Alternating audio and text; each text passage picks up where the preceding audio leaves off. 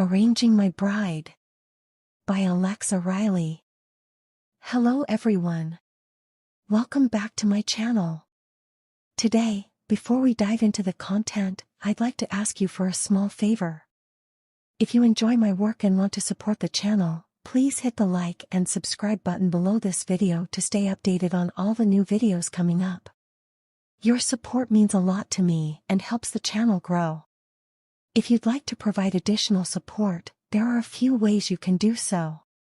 You can buy me a virtual coffee in our casebook as a gesture of support, or become my Patreon and motivate me to continue creating quality content. You can find the links for that in the video description. Once again, thank you for liking, subscribing, and possibly supporting through virtual coffees or Patreon donations. Without you, this wouldn't be possible. Enjoy today's video, and I'll see you soon. Chapter 1. Amila. I take a calming breath, because I know what's coming. From birth it was known that one day a husband would be picked for me, and throughout my life I've had a wide range of emotions on the matter. At times I hated the idea and wanted nothing to do with it. Then others, I thought it was the right thing to do. I was born into this, and it was how I served and played my part. Right now, I'm more resigned than anything. It's the last thing a girl should feel with an upcoming wedding. I'm sure once I find out who has been chosen for me, I'll know how I truly feel. I know the short list of men that my father will likely pick, and I don't love any of them. Well, not anymore. Not since I grew up and got a taste of the real world. Not all men are honorable or take marriage seriously. Some have standards for themselves and different ones they hold for their future bride. Are you excited? My little sister Mara bounces on her heels, making the pigtails that I put in her hair this morning sway. You're going to fall in love. She lets out a dreamy sigh, and I recognize that used to be my reaction as well. The world hasn't burst her bubble yet. It was easier to stay in the fantasy that whatever husband was picked for you would work out. Our own parents are madly in love, and they too had an arranged marriage. It took the real world slipping into my life to see that's not always the case. I force a smile because I don't want her to worry. None of my potential husbands sparked anything inside my heart. I know it's silly to go off pictures and Google searches to think you know someone, but a girl has to take a peek. I've only ever met one person on the list, and I know for a fact there was no spark there. A few years ago, things would have been a little different. Prince Felipe of Andorra has captivated me for some reason. Even as a young girl, when I saw him on television with his parents or in the news, I was drawn to him. There was something about him that always pulled at my curiosity. I'm sure being devilishly handsome has a huge part to do with it, but really, I didn't think my family would be high enough in ranking or pedigree for our pairing to be a match. Which is saying a lot because we come from a strong lineage. He's also a bit older than I am, but he's still single. Then again, maybe Prince Felipe's own pedigree stock has dropped over the years. He's been in the gossip pages more often than not, and it wasn't something to do with his family. No, it's all gossip about his nightlife. That's what had broken my heart long ago. He wasn't the prince I'd made him up to be in my head. He was out there having his fun while whoever his future wife would be is locked away waiting for him to finally call on her to do her duty. I feel sorry for that woman. Honey, are you coming? My mom asks, popping her head into my bedroom. Now? I try to stall, but it's pointless. What do you think of my dress? I say as I turn in a circle. It's beautiful. She steps into my bedroom. Is that for the Monarch charity event this weekend? Yes. I gently sway my hips, loving how the dress moves and makes the gold sparkle more. Your father and I can't attend. She rests her hand over her chest and starts to fiddle with the necklace I gave her for her birthday a few years ago. It's a locket containing a photo of me, Mara, and my brother, Killian. She always plays with it when she's thinking. I'm old enough to marry but not go to an event on my own? One that I had a hand in? Her eyes soften. Honey, I think you're going to be quite happy when you find out who's been chosen. I stare at her, not buying it. I've seen the list. I suppose Jacob Himworth wouldn't be a terrible choice. He seems nice. I met his sister once and she was lovely. But I think it will be okay for you to go alone since by then people will know that you're promised. Right. I turn to offer my mom my back so she can unzip me and I can change. It's going to be okay, she whispers into my ear. Meet us downstairs. She takes Mara's hand, leading her out of my bedroom. I let the dress fall, stepping out of it and hanging it away from the rack of other dresses that was brought over for me to try on. I quickly change into a sweater and jeans before I head downstairs to my father's office where both my parents and my brother Killian are waiting for me. My mom closes the office doors behind me when I enter. You've picked someone, I say when I enter, wanting to get it over with. My dad stands from his desk and comes around the front to lean on it. My brother is in his normal suit stretched out on the sofa, but I can tell he's pissed.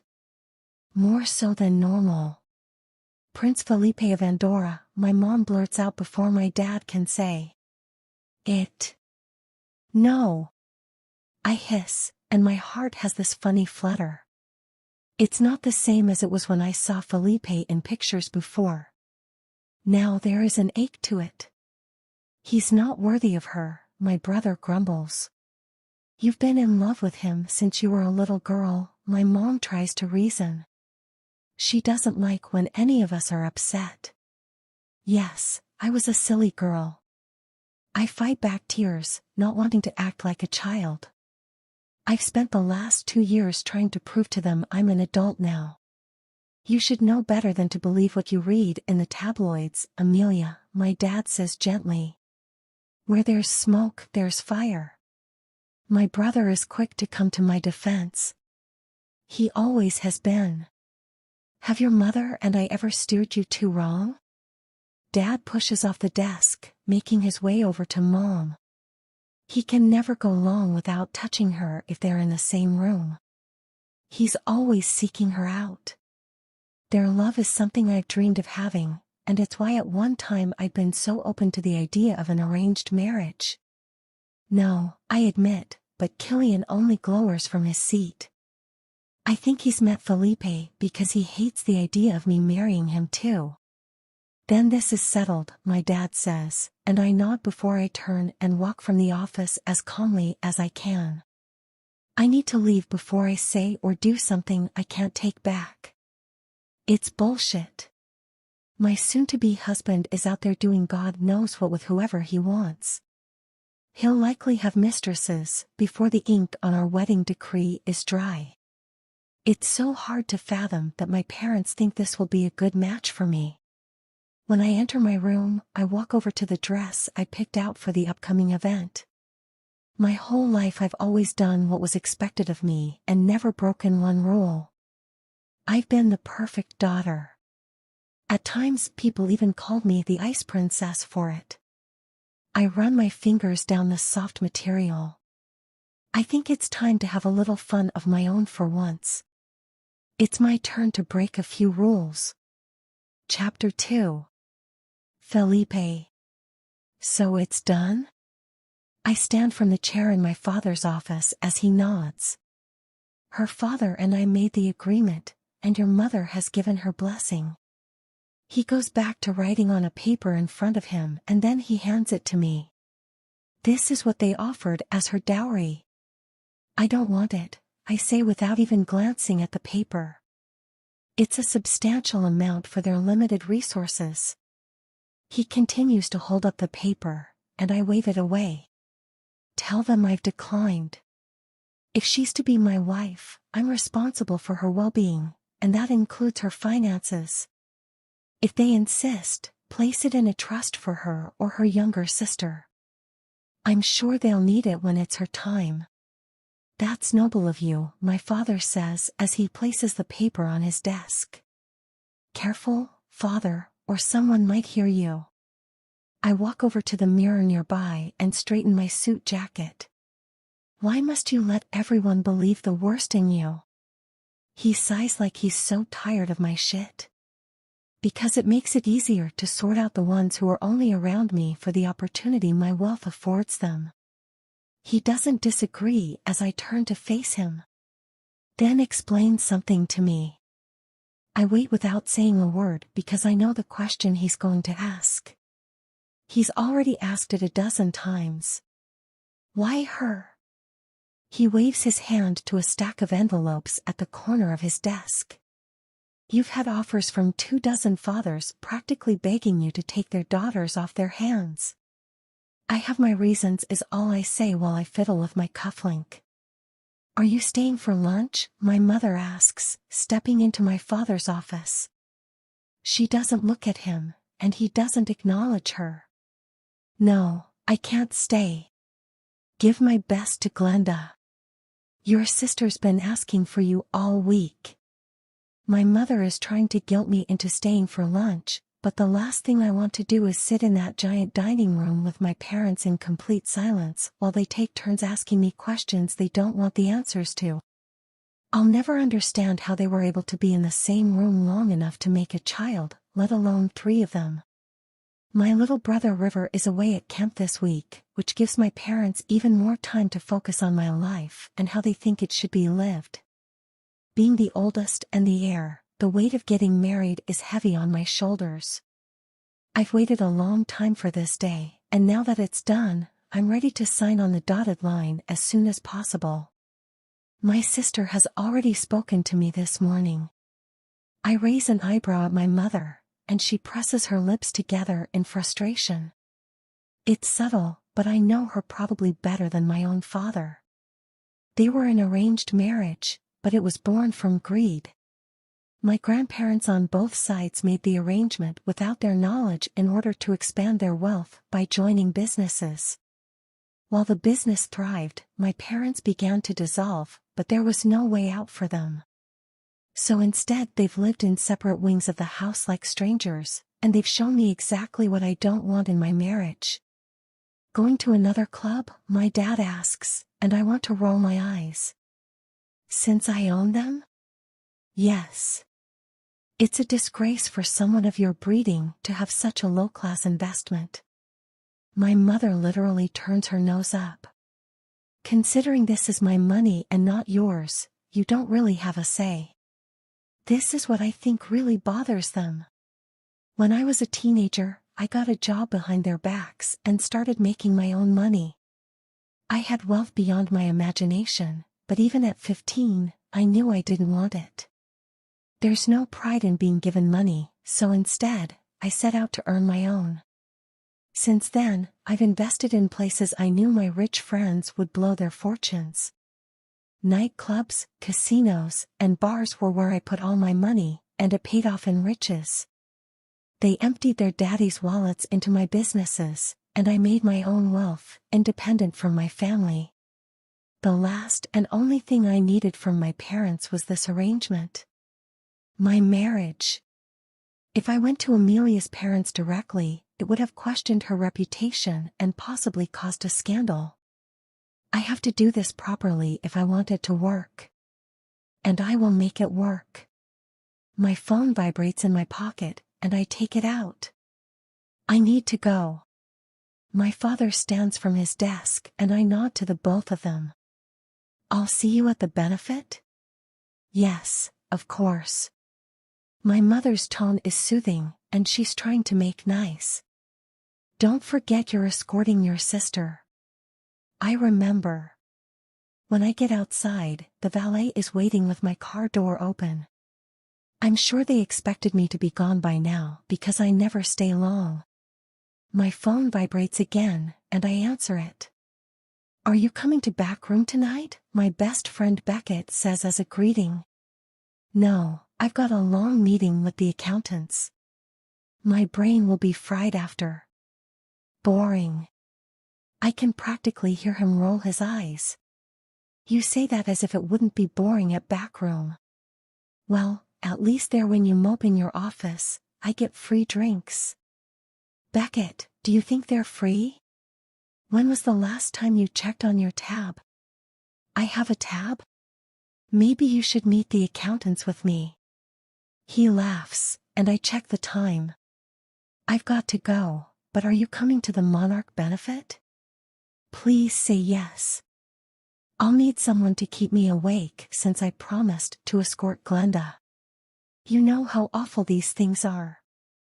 People showing off their money and only donating pennies to the actual charity. Is Glenda back from school already? I'm surprised they're allowing kids at these parties.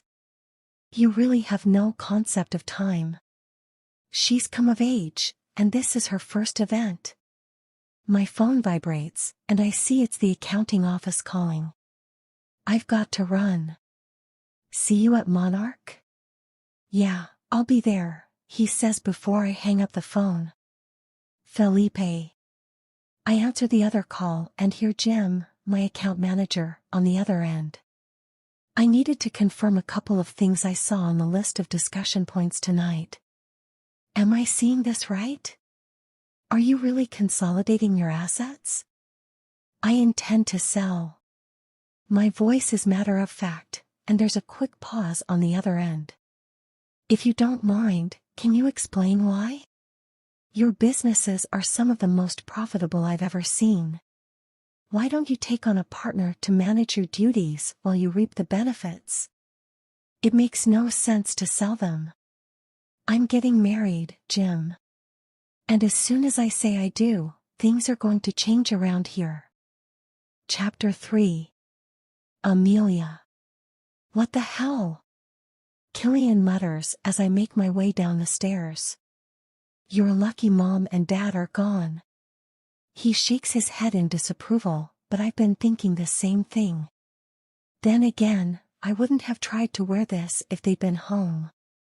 I'm actually worried Killian is going to make me change. You're wearing a coat. You don't like my dress? I ask, trying to keep a straight face. It's not that it's too much, because a lot of girls dress this way. The difference is I'm never one of them. For too long, I've let myself believe that my body would only belong to my forever love. That it would be this special bond for us alone, but now things have changed. I've been naive for far too long, and if my future husband is going to show himself off, why can't I? When I get to the bottom of the steps, I turn in place. I had the dress altered a bit to let it dip lower in the front, and then I had the straps removed as well. What mom doesn't know won't kill her.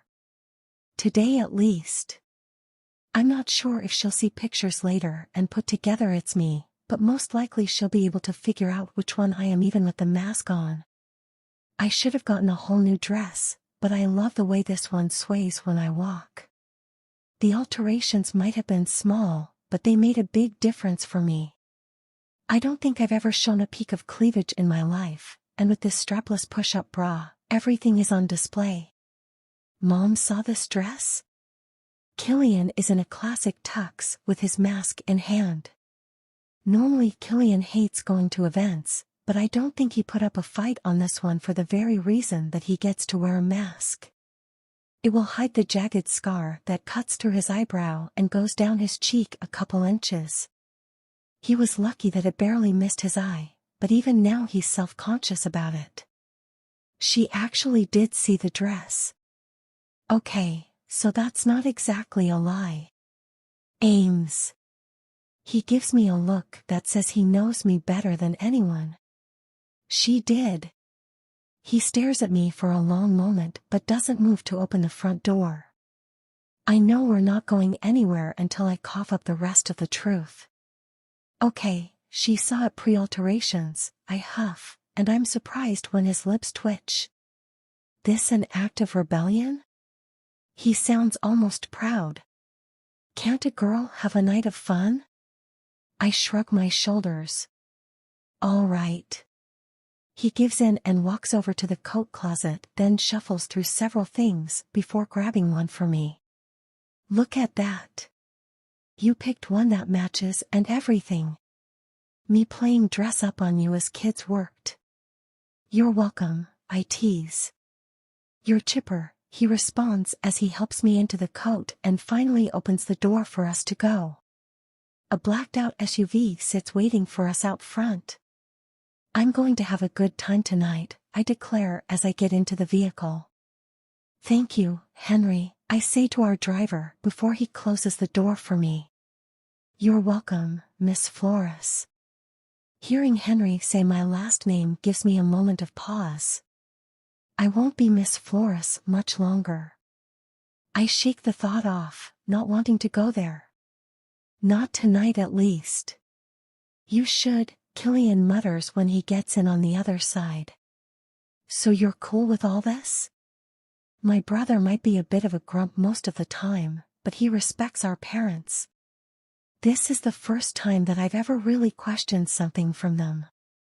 I keep going over it in my mind and coming up blank. Mom and Dad got lucky. His response is filled with skepticism. It wasn't only Mom and Dad. Both our grandparents too. Are you not going to have an arranged marriage? I'm a bit surprised he hasn't already, honestly. Then again, Mom and Dad might be giving him more time. Killian has never really been the same since the accident. One day. How else would I find a bride? He turns his head my way, giving me a clean shot right at his scar, but I roll my eyes at him. You're dramatic. Girls love scars. It's badass.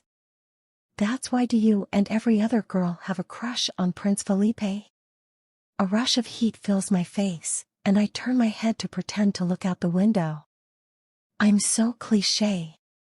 Everyone does want Felipe, it's all I've heard growing up. I don't have a crush on him, I sigh. I really don't want to think about all those girls wanting him and how many have had a taste for themselves. Anymore, Killian adds for me. I turn back to my brother and glare, and it makes him smirk. Any annoyance I felt at my brother fades instantly. Getting even a half of a smile from him is a total win in my book. Is this your revenge? He motions to my dress. Maybe. I run my hands down the soft material. Make sure your revenge doesn't end up hurting yourself. Well, shit. That's a bit of a buzzkill. Why does he have to go and be all wise? Killian, I sigh. This is bull crap. Look at our parents. They're so in love. I mean, it's already going to be hard to find someone to live up to that. They've made me believe what they have is possible, and then they hand me over to Felipe. You say the word, Ames, and I'll have you on a plane, he offers. I know, I sigh. What do you think of Felipe? I know he thinks he's not good enough, but I want to know more. Or maybe it's better not to know. Not much really. Met him a few times, but his scenes are not my scenes. I snort a laugh, thinking about Killian being at some club partying it up. Not likely. He asked for you. What? I gasp in surprise. I didn't see that coming. Like personally? Their family reached out to us. He also turned down your dowry. I try to wrap my mind around that. Are you trying to work that out too? I nod. Makes two of us. Killian folds his arms over his chest, which is something he always does when he's deep in thought. And you've never met him? No, we could have crossed paths, but I've never been introduced to him. I would have been too shy back when I had a giant crush on him. After I learned more about him, I would have avoided it. Like I said. I know, Killian. I reach out and grab his hand, giving it a squeeze. Why don't you have some fun tonight too? Don't push it, he grumbles as we pull up to the event. You want to go around? I ask, knowing he's not a fan of the red carpet. I'll be fine. He pulls on his mask, and I follow suit, putting mine into place. To the back, please, I tell Henry anyway. Why? Killian asks. I can't read his expression with the mask on. I want to blend in. I don't want to be the Ice Queen Amelia Flores.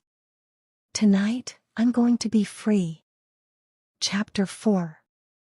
Felipe. How long do we have to stay? Glenda asks as she holds tighter to my arm. Just long enough for me to speak to a few people. I glance down at her and see she's biting her bottom lip. Why are you suddenly so nervous? You were excited 5 minutes ago. The crowd is making me anxious. I know my sister isn't used to being around a lot of people, so I can see how this might be overwhelming. Come on, let me take you into the ballroom. It's less crowded, and the room is bigger. Okay, she says softly as she walks closely to me through the sea of bodies. The entrance is always the worst. People want their pictures taken and then stand around and talk about how wonderful they are. She snorts, and I feel her relax by a fraction. She's wearing a pale pink gown that has long lace sleeves and a high neck. It's like she didn't want to expose any part of her body if possible. I'm not sure why she's always covering up, but she seems to feel more comfortable in big baggy clothes and gowns that go to the floor. It doesn't bother me one bit because she'll always be my baby sister, even if she's now of age. Felipe? I hear Beckett say from behind me, and I turn around to see him standing there. Thank God, I've been looking for you everywhere, but everyone has these damn masks on. He glances at Glenda and goes in for a hug. And it looks like you've got the belle of the ball on your arm tonight. You're only saying that because you want me to like you more than Felipe, Glenda teases. I'm sorry, but you'll always be my little sister too. Beckett holds out his arm, and she takes it after releasing mine. Come dance with me, I don't want any of these old ladies pinching my ass. Great, now who am I supposed to talk to? I look around the room, but Beckett is right. With all these masks, it's impossible to tell who's who, and I don't want to end up talking to someone I don't want to. He's in a black tux with a mask that looks like some kind of bird, and Glenda's is pink and resembles a butterfly. The theme was nature, and some people went all out. Mine is simple and solid black with eyes cut like a panther. If Beckett couldn't tell who I was, that means nobody will. I should take advantage of this while I can. The poor prince is lonely. Beckett and Glenda laugh as they walk to the dance floor, and I scowl at their backs. Traitors, I say, more to myself, as I make my way back through the crowds and to the bar near the terrace. This one is less busy, maybe because it's darker over in this corner. The music is still loud enough to hear, but they've begun the auction, so everyone that isn't dancing is occupied with that too. After I grab a drink, I step outside and see that it's empty and blessedly quiet. There aren't any lights out here either, and I can't say I hate it. For a long moment, I stand there sipping my drink and thinking about how many more days I have until I marry Amelia. Sweet, sweet Amelia. A noise in the dark to my right has me turning to see what it was. There's movement, and I take a step toward the sound. Who's there? And as if I've conjured her out of thin air, Amelia steps into the light in all her curved glory. Fuck, I whisper as I take in what she's wearing and what she's got on display. Her mask has her face hidden, but I'd know it even if I was blind. I could pick her out of a crowd of 1,000 just by the line of her neck. She could be on the other side of the ocean, and with one sway of her hips, I'd know she belonged to me. The dress she's wearing is something made for husbands only, and seeing her with this on out in public makes me livid. How dare she put what belongs to me on display for every man in here to crave? She's mine, God damn it. Well, she will be. She's mine in every sense of the word, even if the ink hasn't been put on the paper. Hello, she says sweetly as she steps closer. I wasn't trying to hide, I just didn't want to disturb your thoughts. I open my mouth to tell her I was thinking of her when she steps closer. I should probably introduce myself, but I think the masks are a little freeing, don't you? Yes. I have to swallow hard as I say the word because I'm hit with the scent of her. I was close enough to her to catch it only once before now, but that scent is tattooed on the inside of my lungs. Oh well, I guess I should get back to the party. It was nice talking to you. She goes to turn away, and I reach out, touching her fingers with mine. No, she looks down at the gentle hold, and her eyes travel up to mine. Can she feel that? The heat of her burning through me is like a hot brand, but I can't let go. Stay with me. Are you sure I won't disrupt your quiet? Her voice has somehow changed to something softer, and it makes me hard. Is this how she'll sound when I'm inside her? I'd like you to disrupt it. Without thinking, I pull her with me as I walk closer to the little alcove where she was standing earlier. It's completely private over here, and I'd see anyone coming onto the terrace before they'd see us. Are you alone tonight? Yes. She hesitates, and if she's brought a man here, I'll kill him. My brother is with me. And he won't miss you out here? I move so that her back is against the cool stones, and I'm in front of her with an arm against it. She's nearly caged in by me, and my size overshadows hers. Not for a while. Her hand comes up to adjust her mask that looks like a cat.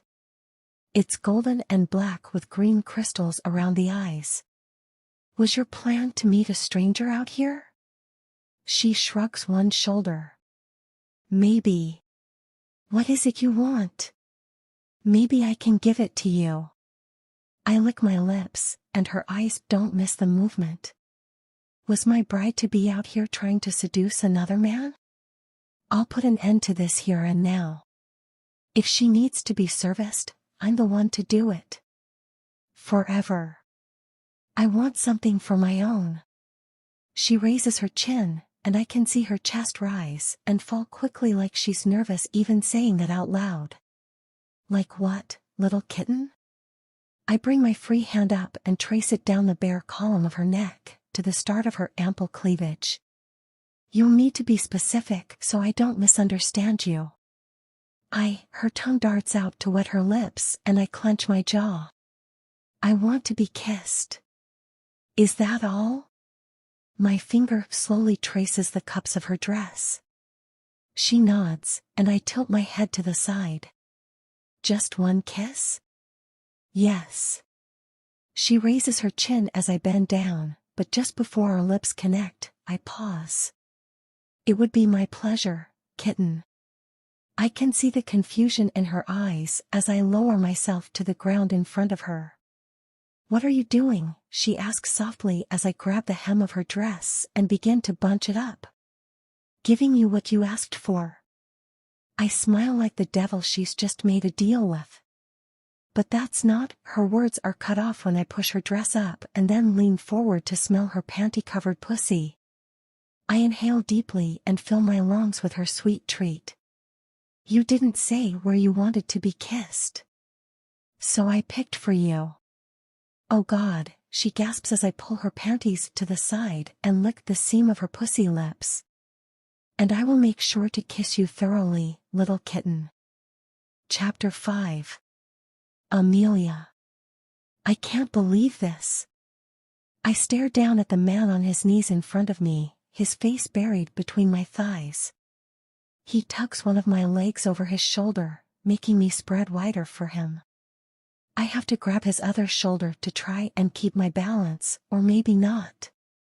He has a firm grip on my hips as his tongue teases my clit, and he's not going to let me fall.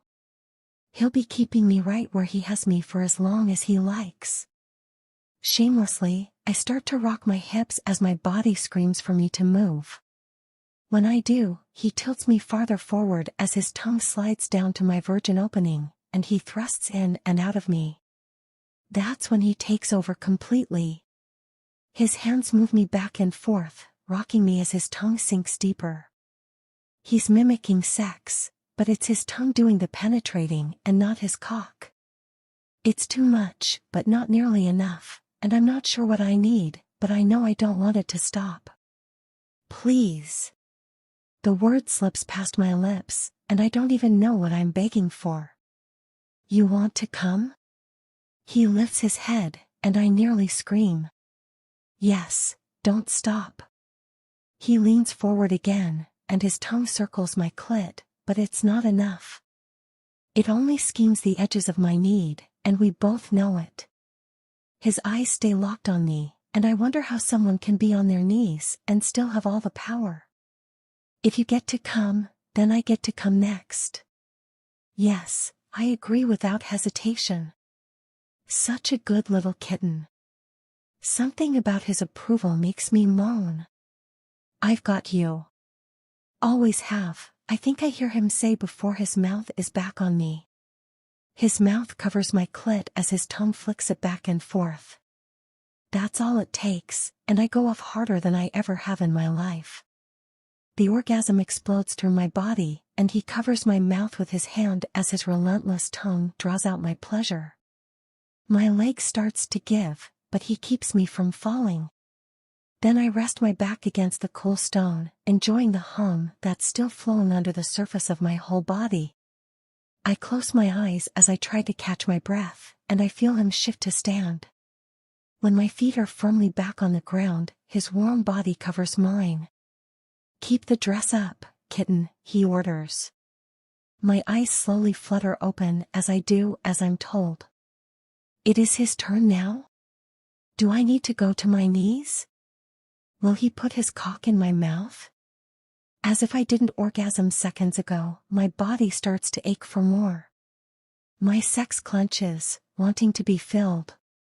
Now that I know what it feels like to have something inside of me and then have it taken away, will I always have this ache that needs to be filled?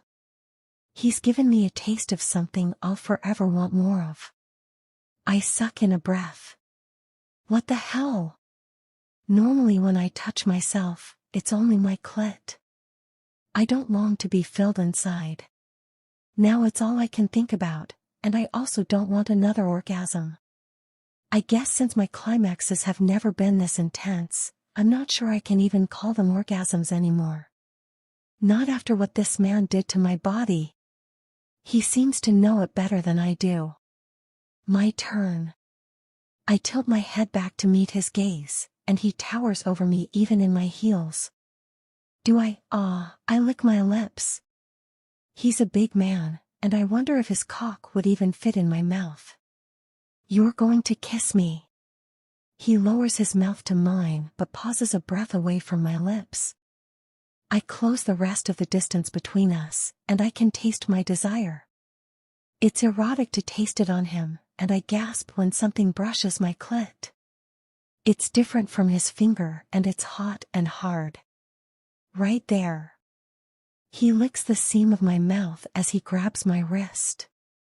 I let out another gasp when he guides my hand to his cock and I wrap it around him. I can't fully grip him, but he covers my hand with his own and guides me along his length to stroke his cock. Fuck, you're soft everywhere, he grunts. With each thrust of our hands, the head of his cock drags along my clit. I still can't believe I'm doing this right now. Open your mouth. He issues another order, and although it should be something that should piss me off, it's having the opposite effect. My body is already on edge again and pushing toward another orgasm. Suck my tongue like it's my cock, he growls before I open my mouth, and he kisses me. I grip the front of his shirt and do as he demands, because the need to please him is more important than anything else.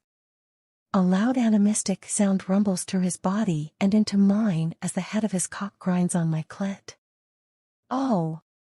I cry out as another orgasm hits me, and I cling to him as he keeps using my hand to stroke him. There's another deep rumble from him as something warm splashes against my sex and thighs. I feel it coating me just before he collapses against my body, the weight of him pinning me to the rail.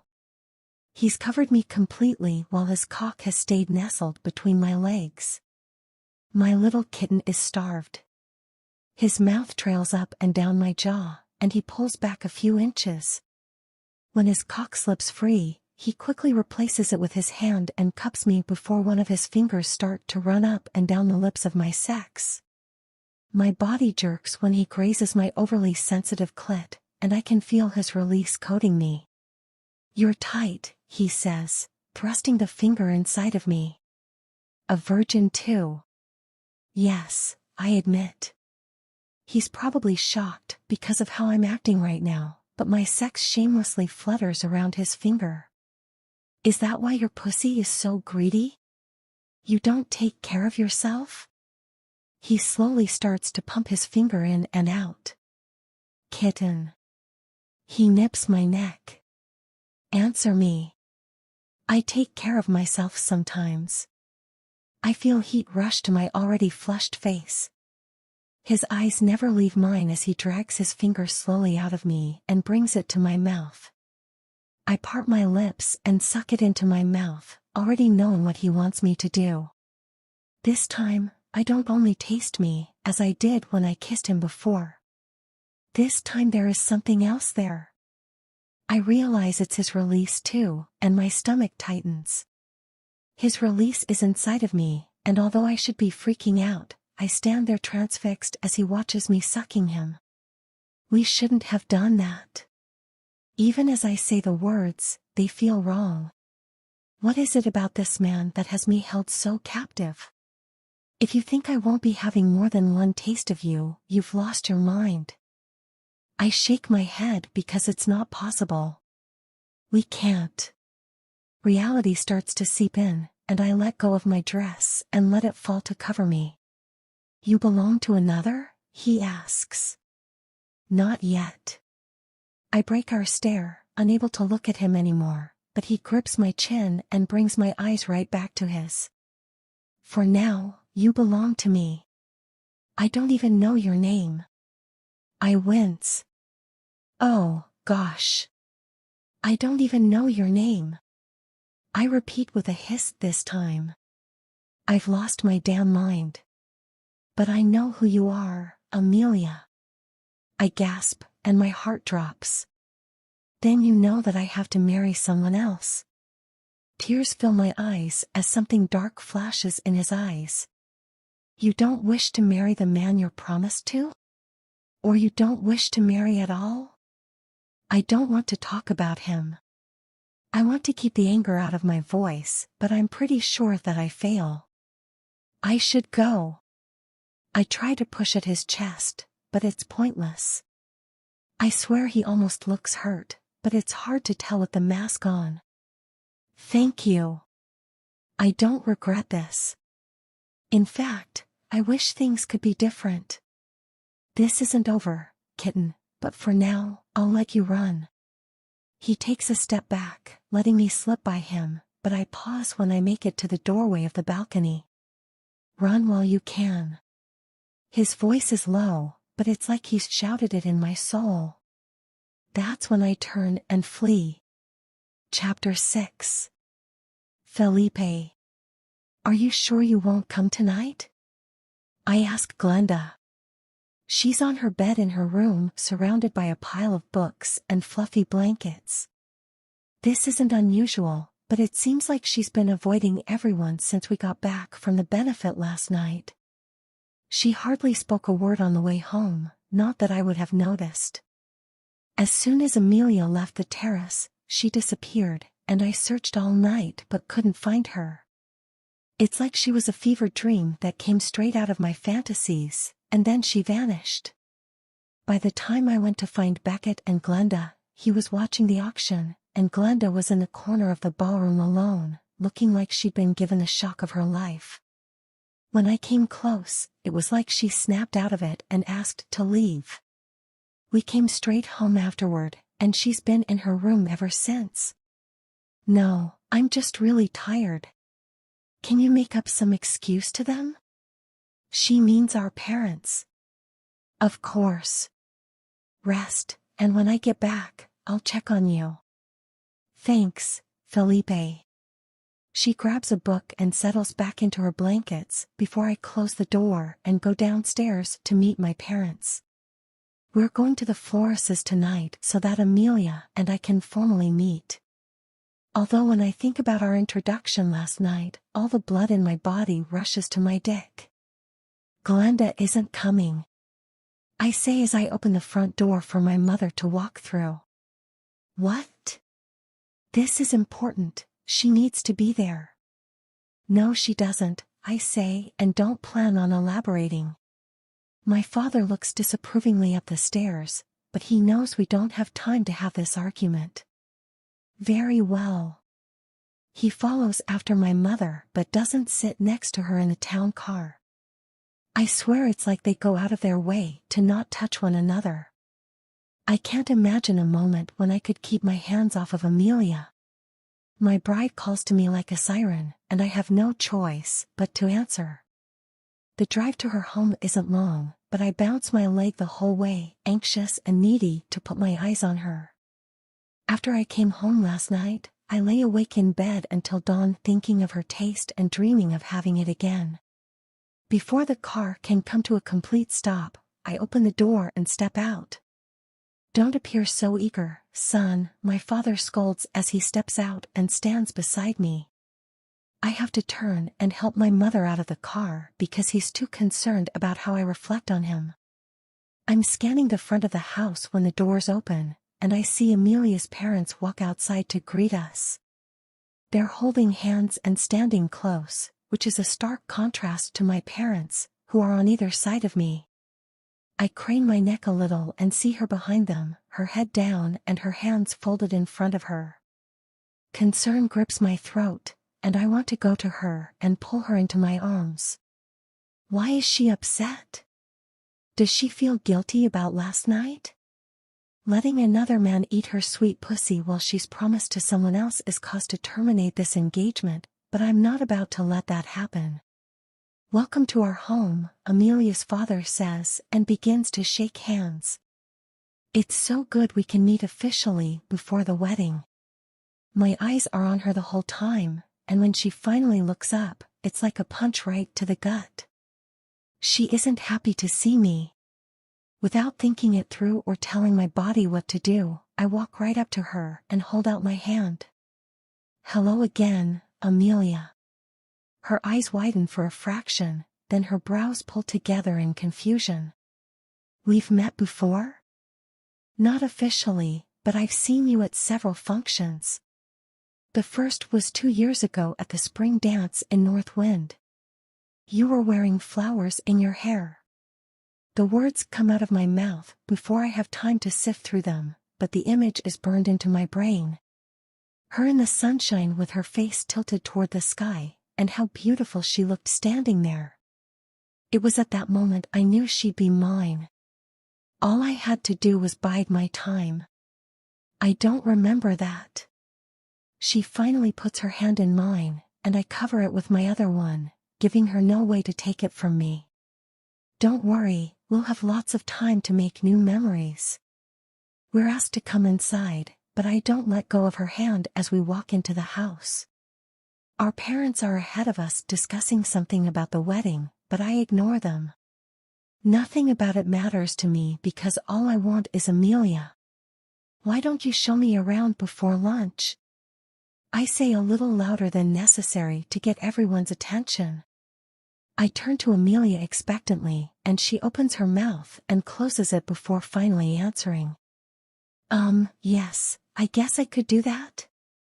She looks to her father, and he nods. That's a great idea. It will give you two a chance to talk. She tries to pull her hand from mine, but I give it a gentle but firm squeeze, letting her know that it's not happening. The little scowl she gives me is adorable, and if I wasn't already madly in love with her, that one look might do it. "Where would you like to go?" she asks, and I don't miss her sigh. "Your room?" I offer, and she rolls her eyes. "As I suspected you'd say." "All right then, how about your favorite room in the house?" She shrugs and leads the way, and I follow along beside her, holding her hand and gently tracing my thumb over the back of it. "It's beautiful here," I say in passing, and she nods. "I'll be sad to leave it." She doesn't look at me as she says it, but I let it slide. We walk through a long hall with large windows and sunshine streaming in.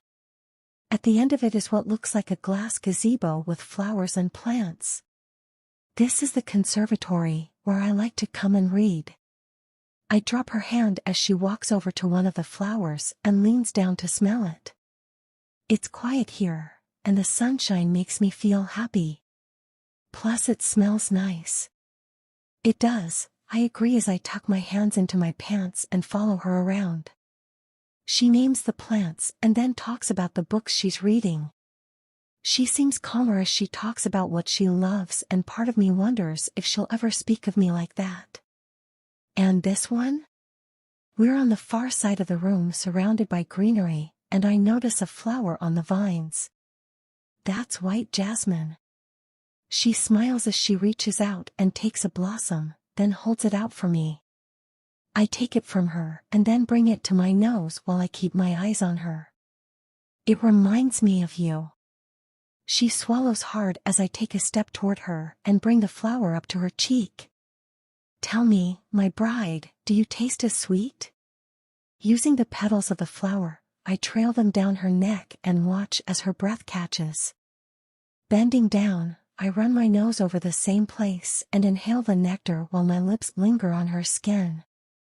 "Tell me, Amelia, are you as pure as this flower?" I open my mouth below her ear and let my tongue taste her, just a little. "Have you saved yourself for me?" Her body shivers as I gently pull her against me, and I know she can feel how hard I am. "Have you saved yourself for me?"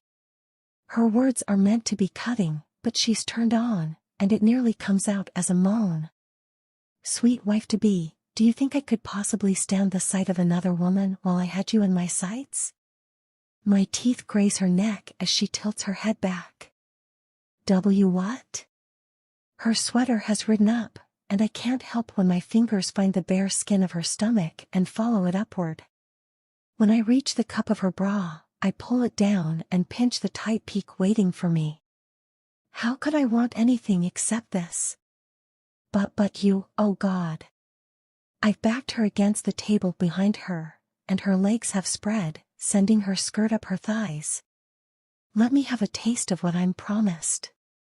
My mouth moves up her jaw as my fingers slide up her skirt and to her panties. It's only fair I should see all that's mine. She gasps when my finger dips inside to her wet lips, and then I kiss her to keep her quiet. I circle her clit before pushing into her opening and then groan at how wet she is. "Amelia? Felipe? Are you in here?" her mother calls, and Amelia jerks away with wide eyes. I take my hand out of her panties, and she jumps down from the table, riding her skirt. She watches me as she fixes her clothes, and I bring that warm wet finger to my mouth and suck it clean. "You're an animal," she hisses as she tries to push past me. "Don't pretend you didn't like it." I lick my lips as my hand goes around her wrist. "Because your pussy says otherwise." "I was thinking of someone else."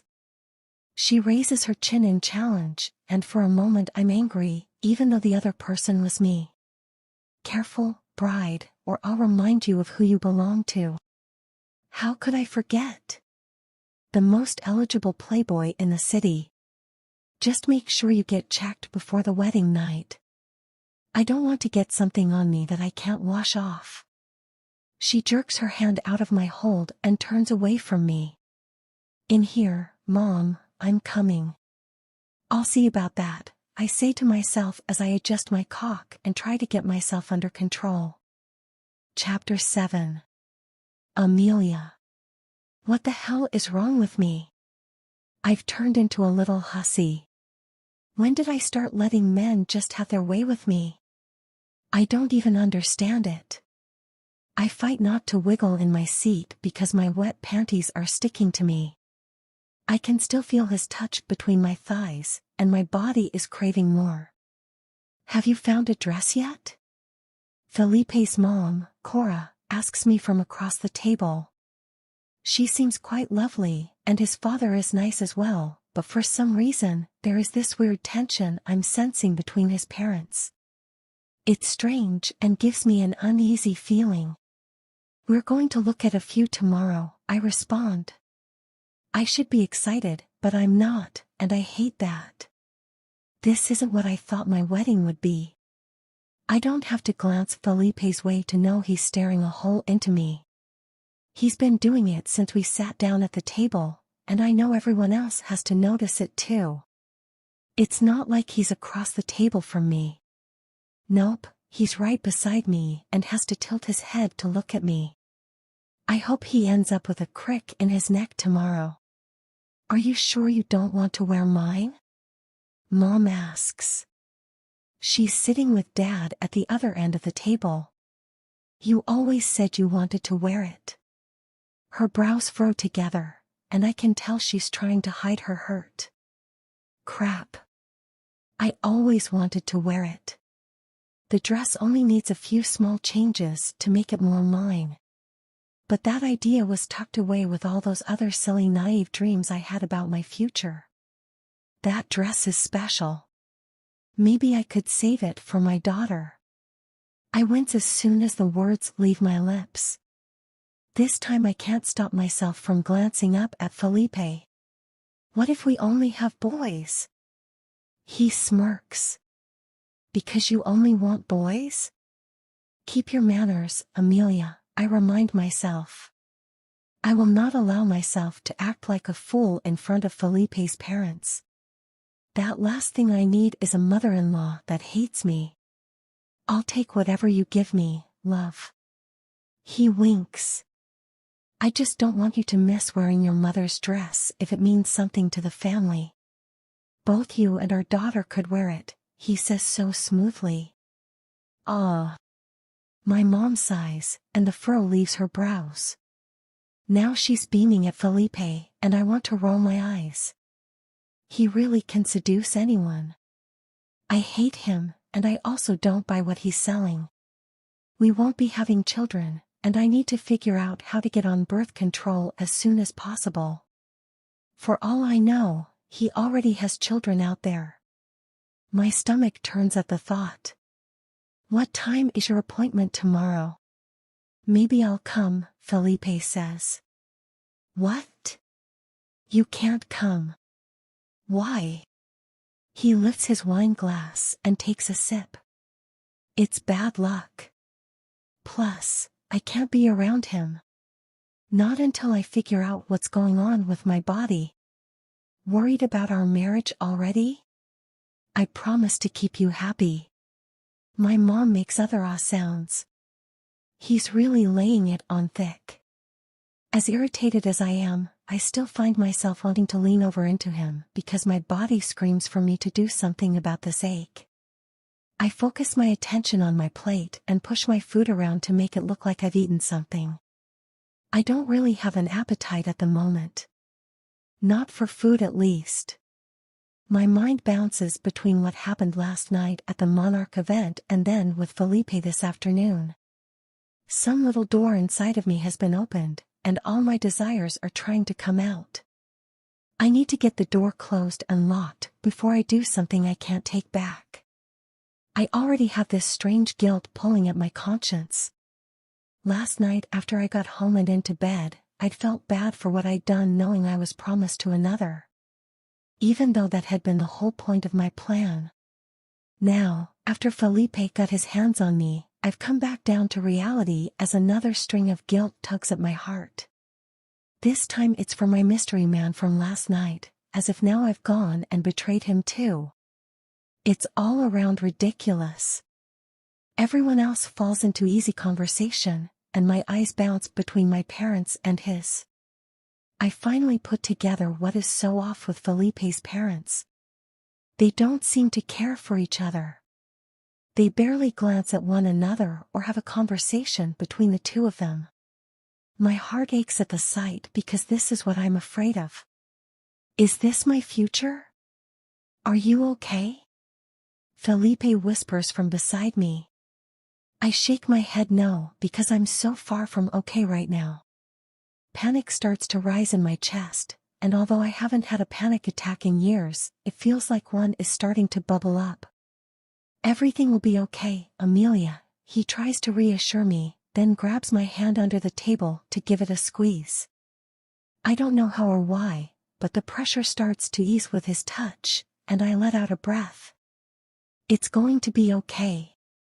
I promise you, he says again. But it won't, I whisper back.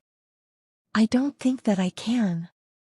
Don't, he snaps, cutting me off, and everyone else stops talking to glance our way.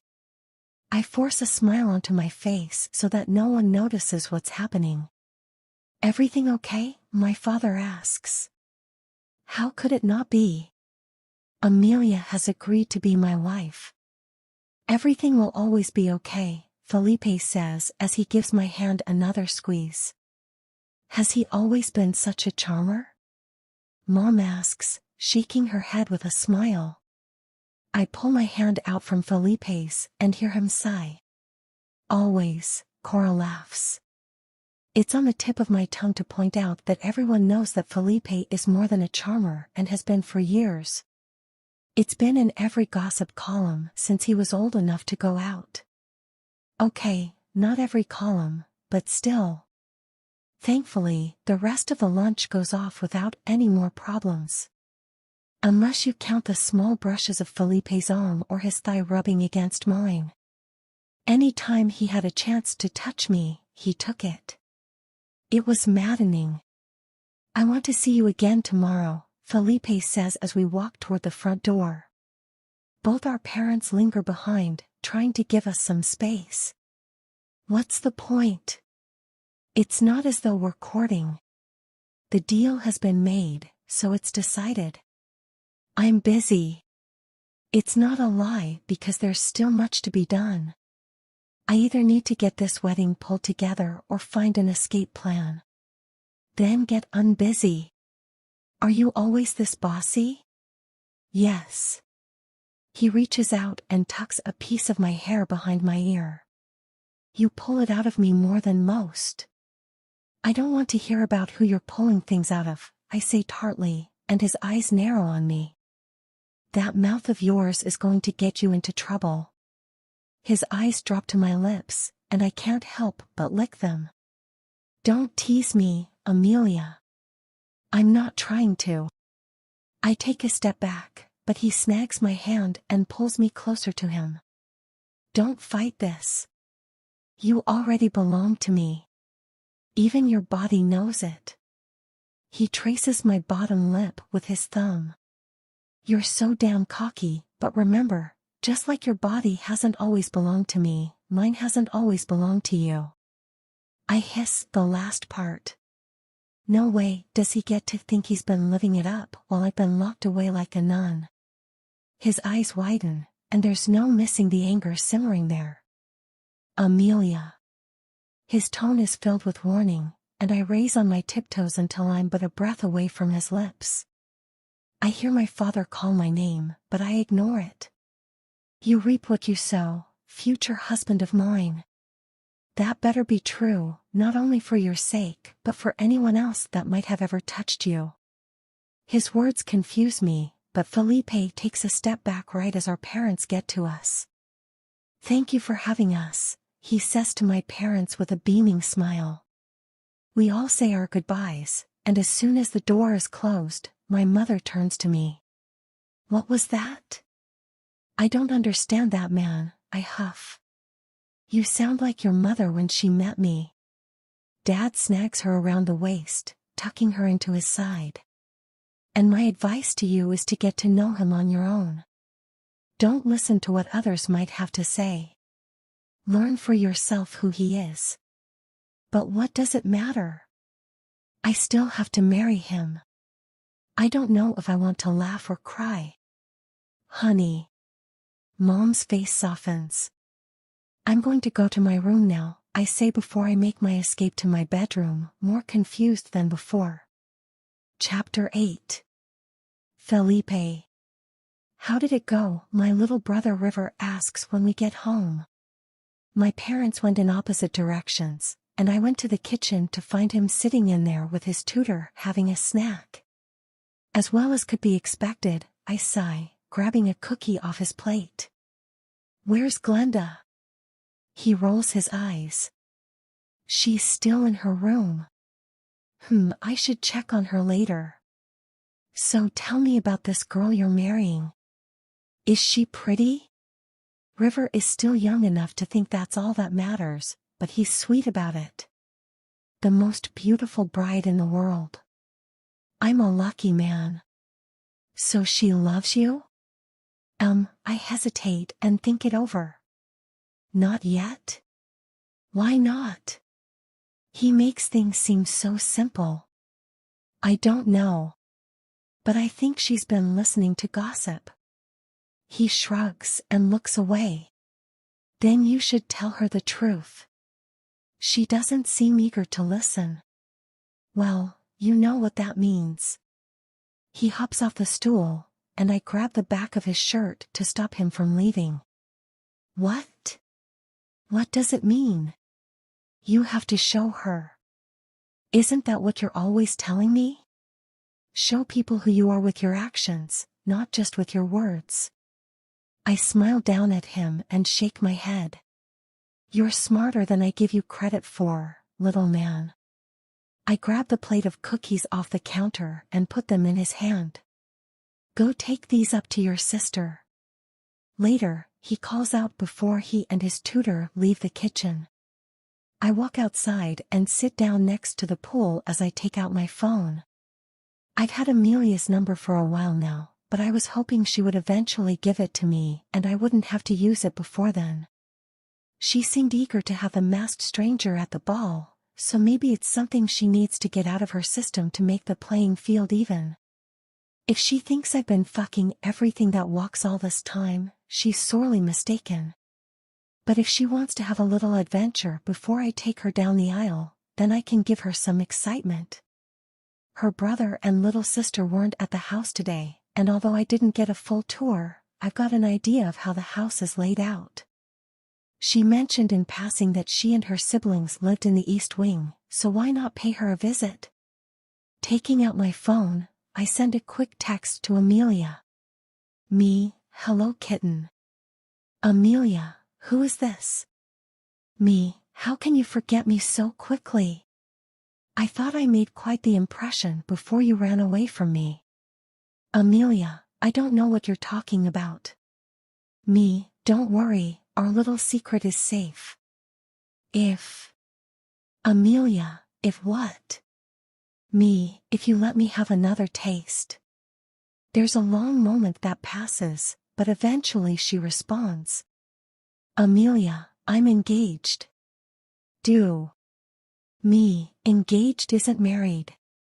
Let me have one more taste before you say I. Amelia, this is wrong. Me, it didn't feel wrong to me. It felt really fucking right. Amelia, I should say no. Me, tell you what, leave your balcony doors open tonight and go to sleep. Maybe you'll have a really good dream. Amelia, I don't even know you. Me, let me taste you, kitten. I'm so hard for it. Just one more time, I promise. Amelia, and what if I leave my balcony doors closed? Me, I guess we'll have to find out, won't we? Amelia, I guess we will. I lean back in my chair and place my phone in my lap. God, how can I be so fucking jealous that she wants this masked person when it's actually me? She'll let me eat her pussy if she doesn't know who I am? Fuck, I am hard and dying for a taste. This afternoon was a cock tease, and I've been in pain ever since. If she lets me in her room tonight and I eat her pussy, what else will she let me do? Could I sneak some more cum into her, so that she has no chance of running? Today when she talked about not being able to go through with it, I started to panic. If she's pregnant with my baby, she'll have no choice but to marry me. Even if she thinks it's someone else. My grip on the phone is so tight, my knuckles turn white. Why am I so mad at the thought of her getting pregnant by someone else, when the other fucking person is me? God, she drives me crazy to where I can't think straight. Okay, tonight it's happening. I'll sneak into her room and then tease her until she lets me put some cum in her. Even if she won't let me fuck her fully, I'll get it in there. Then maybe if she won't let me have her pussy, I can try for her ass. Fuck, I'm going to have to jerk off before I go over there. Pushing out of the chair, I stomp back into the house and up to my room. I can't wait until my house is finished and I can fuck my bride in peace. It won't be long now. And it won't be long until I've tied her to me so there's no escape. When I get to my room, I lock the door behind me and go straight to the bathroom. I hold on to the counter of the sink with one hand while I quickly pull my cock out with the other. I grab some lotion off the counter and hurry to put it on my dick. I close my eyes tight and think of Amelia today and how she looked up at me when my fingers went into her panties. The sound of my hand moving fast up and down my cock is loud, but I ignore it. I beat it faster as I think about being on my knees and having her grind her pussy on my face. That sweet little cunt didn't even know what to do, but she was so fucking wet. She was so fresh and innocent, but she rode my tongue like a slut. Fuck, I can't wait to be balls deep in my wife.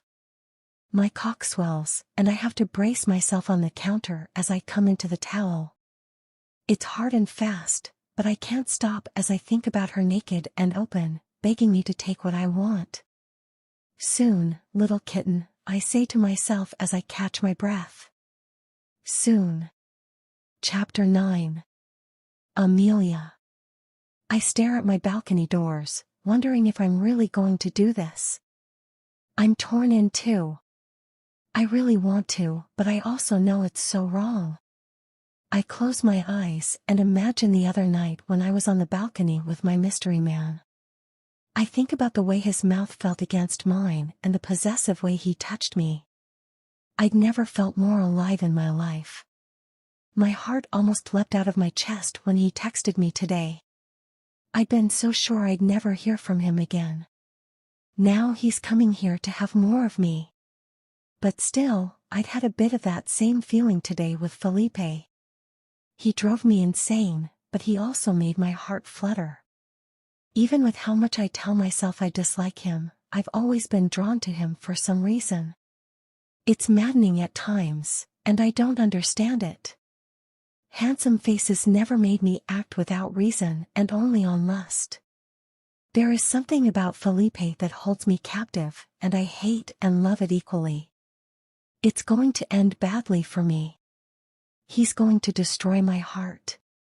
There's only so long I'll be able to hold on to my ice princess name when it comes to Felipe. For a man that doesn't know me, he actually seemed to know how to handle me. He had me almost begging for more, and then when I also had a panic attack, he calmed me with only a few touches. Then again, I think Felipe knows how to handle all women. As soon as that thought enters my head, I march over to the balcony doors and unlock them, leaving them cracked open. Jealousy really is a nasty bitch, and it's getting worse too. I spent the afternoon Googling Felipe. How does he have all this time to be going out to clubs at all hours of the night? Will this change once he is married? One thing I did work out was setting up an appointment to see about getting on birth control. At least I've gotten that handled. I quickly shower and get ready for my own night out. Who knows what Felipe is out there doing even at this very moment? Not really having any sort of lingerie to wear, I decide maybe I should just go to bed in my underwear. I don't own anything sexy when it comes to undergarments, but this will have to do. Ames. A knock sounds on my door, and I grab my robe. I tie it closed just as my mom enters my room. "How are you doing, sweetheart?" She walks over, wrapping me in a hug and kissing me on my cheek. "Just getting ready for bed." I force myself not to look over at the balcony doors. "All right. We'll leave right after breakfast for the bridal shop. Jennifer, the wedding planner, is going to meet us there to go over something. Oh, I also invited Glenda, but I'm not sure she's coming." Felipe's sister? I really don't know much about her. Unlike her brother, she's hardly ever seen out. She must keep to herself. I thought it was the polite thing to do. Mom smirks, and it's one I know well. It makes me think she's up to something, but I've got enough going on to worry about what she's up to. "Come here." She sits down on my bed and pats the spot next to her. "Is something going on?" My parents hadn't said anything to me after Felipe left, but they knew something happened between us. Thankfully, they let it be. "You tell me, honey."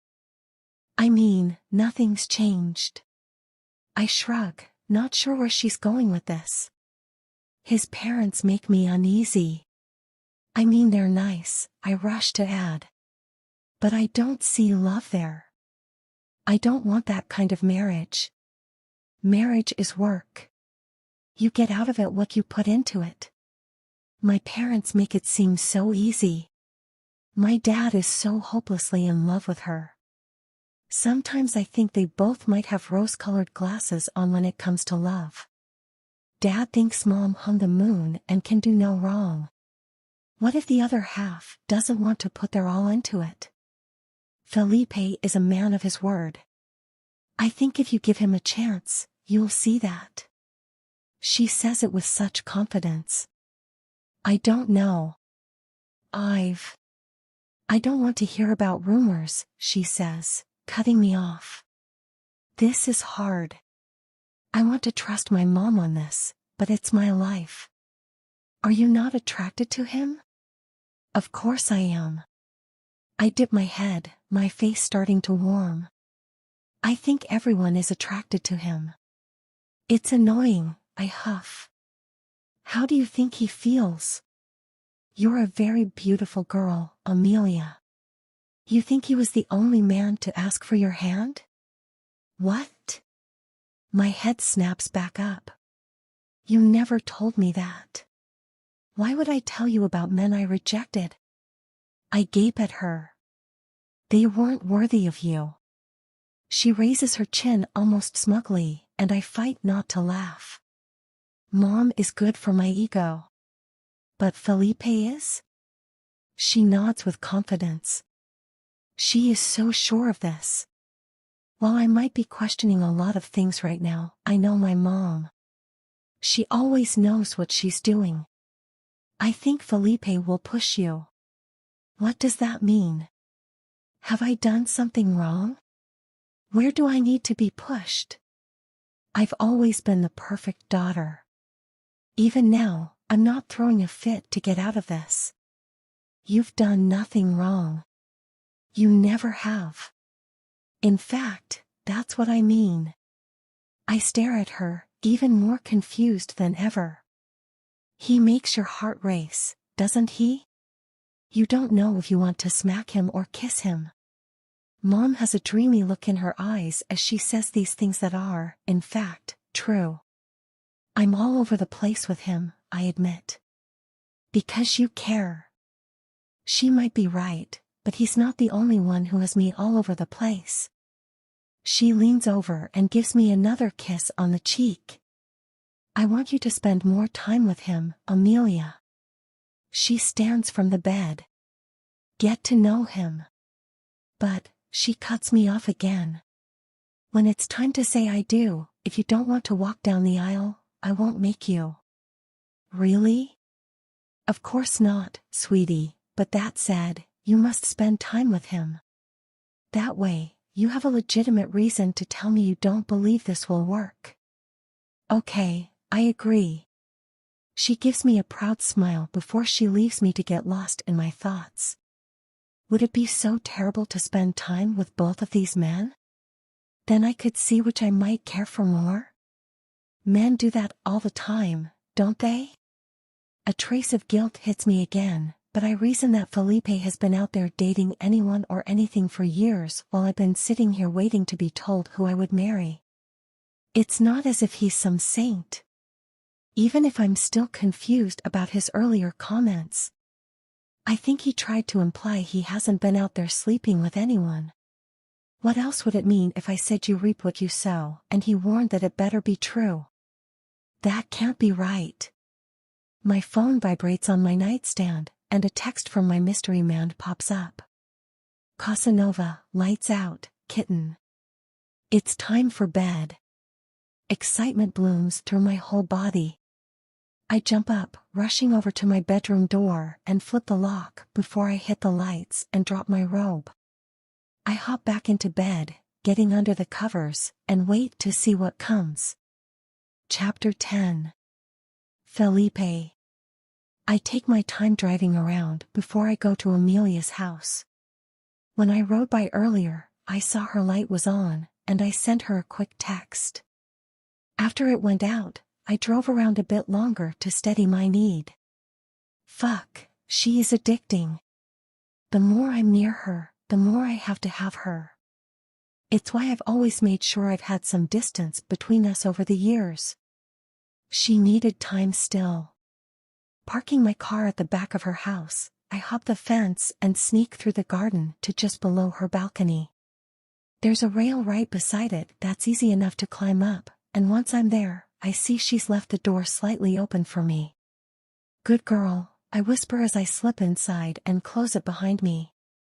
There's enough moonlight to show her fast asleep in her bed, but she must have gotten hot at some point and kicked the covers off of her. She's laid out in just her underwear, and I didn't know I could ever see anything so beautiful. Reaching down, I grab the bottom of my shirt and pull it over my head, tossing it on the floor. I want to have as much of my skin touching hers as possible. After I toe off my shoes and socks, I unbuckle my belt and drop my pants to the floor. I think about leaving my boxer briefs on, but I want to rub on her, even if I can't fuck her, so I take those off too. I climb into her bed, and she doesn't move as I loom over her, but it's dark enough that she won't be able to see my face. I hate it because I want her to know it's me, but I don't know if she'd give me this otherwise. Bending down, I brush my lips against hers, and I feel her move. Go back to sleep, kitten. Kissing her once more, I'm as gentle as possible as I spread her legs and move between them. Right now, I just want to be on top of her. I need her under me, pinned down and open. She makes a soft sound as I reach between us and pull her panties to the side. She only moves a little, but her eyes don't open. My breath is shaky as I lay my cock against her bare pussy and swallow hard. Fuck, I want to be in her. Instead, I hump her pussy, letting her wet lips rub against my shaft. I push her knee out a little farther to open her up, and I rub against her opening. If anyone were to see us like this, it would look like I'm balls deep, but when the tip goes to her entrance, I stop. I tease it a little, then go back to rubbing between her lips, because I want her on me. Felipe, she moans, and I still. I want to tell her it's me, that I'm here, but what if she hates me for this? I'll find a way to make this right. I love her, and she's going to be my wife. This is for her, and I will always give her what she needs. If she thinks one night of fun is what she has to have before she says, I do, then I'll be the one to give it to her. Leaning back a little, I hold her panties out of the way as I grab the base of my cock. I need to come pressing the head of my dick to her opening. I slide my hand up and down my length as I stare at where we're connected. It only takes 2 pumps before I can feel my cock jerk in my hand and the pulses of it on my shaft. My cock is pumping come into her as she lies there open and sweet like the perfect bride. Once I jack off the last of it, I move down her body and cover her clit with my mouth. Oh God. Amelia's eyes fly open as she looks down at me. I think I am going. I put my hand over her mouth as she cries out and she comes on my face. My tongue licks her clit over and over, and it's like her orgasm is never ending. Fuck, she wanted this so badly, and seeing her come undone because of me makes me just as hard as I was when I walked in here. When the last wave of pleasure is gone, I turn her over on her belly and pull her panties completely off of her. Be still, kitten. Using my knees, I spread her legs as I tilt her ass up. I line my cock up at her entrance again, needing that kiss of warmth at the tip. Wait. She hesitates and licks her lips. We can't do that. Why not? I smile as I kiss her back and shoulders. That's for my husband. Have you been saving that for him? She nods against the pillow, and I smile even wider. What a good girl you are. All right, we'll save that for him. I lube up my cock with her release and mine that have blended together, then I drag it back to her ass. But how about this one can be mine? Won't it hurt? She arches her back against it as I tease her tight opening. Not if you let me in. I push against it, testing how tight she is. And I can make it feel good. Reaching around, I brush my fingers over her sensitive clit, and she moans into the pillow. I push against her ass a little more, and her hips begin to rock. She's trying to get the friction she needs from my fingers and wants more teasing on her ass. She's so wet I can feel it dripping on my fingers as I rub circles around her clit. She's panting, and I can't believe she's already close to coming again. Don't fight it. The tip of my cock still hasn't slipped inside, but the pressure is enough to send her over the edge. Only this time I'm not able to cover her mouth in time, and she screams as her orgasm hits her. Goddamn, I whisper as her orgasm sends me over the edge. I'm coming against her ass as she rocks back on it, and I nearly collapse on top of her. That's when I hear the sounds of footsteps outside her door. Someone's coming. The panic in her voice is real as I jump off the bed and grab my things. It's pitch black, but I can see her hands reach for the blankets. Oh God, what did we just do? What was I thinking? Amelia? Her father's voice is at her door, and then he knocks. I've already got my jeans and shoes on as I grab for the rest of my clothes. Go, she hisses when I try to reach for her. She shoves at my chest, and her rejection almost breaks me. Go before he breaks down the door. Her dad tries the knob and knocks again. Amelia, answer me. Fuck, I curse under my breath, because what choice do I have? With one last look at her in the dark, I sneak out onto the balcony and throw my clothes over the edge. I hurry down the drain and gather my things just as the light in her room comes on. I have no idea what to do, but I don't want to leave her. I see a light come on downstairs and know that my time is up. Running through the garden and hopping the fence, all I can do is pray that I didn't just fuck all of this up. Chapter 11. Amelia. The car ride to the dress shop is oddly quiet. I keep waiting for my mom to bring up last night, but she hasn't, and she didn't make one peep through breakfast. I'm not sure which would be worse at this point. No one saying anything or someone saying something. Either way, it's driving me insane. I don't think my dad believed me when I'd said I must have been dreaming when I cried out in my sleep. Even I'm honestly wondering if I dreamed it all up myself. It had been so intense and so out of character for me. Dad gave me the stare down, waiting for me to crack, and he even glanced at the balcony door before looking at me. I was so scared he was going to ask me if someone had been in my room. I've never lied to him before, and I'm not sure what I would have said at that moment. How could I admit to my father that I'd left my balcony door open so that some man that I don't even know could slip inside and have his dirty way with me? Crap. I press my thighs together because I'm getting turned on thinking about it. I slept terribly the rest of the night, and my body is aching for my Casanova to come back. I want more. Anytime I thought I heard something, my eyes would fly open and go straight for my balcony. He never came back, not that I can blame him. I don't want to think about what my dad would have done if he caught him. All of this is a freaking mess, but that said, I've never felt more alive in my life. Both of these men are melting away my ice princess persona, and it makes me wonder what will be left of me in the end. I brought my wedding dress too, Mom finally says, breaking the silence. Will you try it on? For me? She gives me a hopeful look that I can't say no to. Of course. I smile. Don't give me that bullshit fake smile, she says, and I snort a laugh as a real smile forms this time. Mom. I shake my head at her, and she cracks a smile with me. She reaches over and hits the button to close the partition and give us privacy from the driver. Oh, shit. Maybe I do want the quiet. We've never talked about safe sex, honey.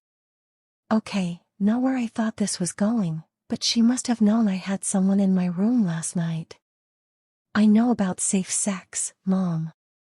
If anything, you should be having this talk with the man you picked for me to marry. It's impossible for me to have anything, but he's another story. I fold my arms over my chest, but drop them instantly, knowing I look like a pouting child. Are you worried your intended will give you something? You know the rumors, Mom. Gah, now I'm shouting like a spoiled brat. For some reason, this only makes my mom smile bigger. Why are you smiling? He gets you worked up. My proper little Amelia is always so calm and collected. Like an ice princess, I say dryly, and she rolls her eyes at me. You're far from an ice princess. In fact, in my experience, anyone who is trying to hide how they feel typically feels deeper than all the rest. So safe sex. I loop back around, finding I'd rather talk about my sex life than my feelings. Do married people use condoms? Some might, I suppose. Would you like me to request Felipe's medical records? I can do that. You can ask for anything you like. It doesn't mean he'll give them, but I think he would if he knew you wanted them. Would you like me to ask? Yes. I fight a smirk. You're asking to needle him, aren't you? Maybe. I shrug. He's always driving me nuts, so I should return the favor. Oh my, you're going to give him a run for it. I thought you said boys should always chase. Your Felipe is no boy. My heart gives a small flutter when she calls him mine. What about you, Amelia? Do you need testing? Mom. My face starts to warm. It's a serious question. Well, damn. I'm still a virgin, I huff, and she knows this. That makes you mad? She stares at me with curiosity. I've always thought sex was for love. I know I'm being silly and that's outdated and all, but it's not outdated. It's your body, Amelia. If you don't want to share it, then you don't have to. That said, just because you're a virgin doesn't mean you can't catch something. Including a baby. Wait. What? I must have missed something she said, or she skipped some steps. You want to know a secret? One only your father and I know? Yes, obviously. You're so much like your father sometimes. She laughs.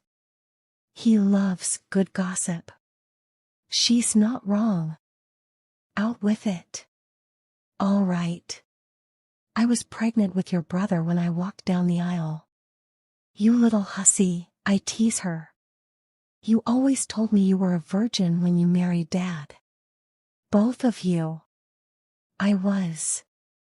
I stare at her, a bit lost. Your father and I were madly in love from the moment we saw each other. She lets out a happy sigh.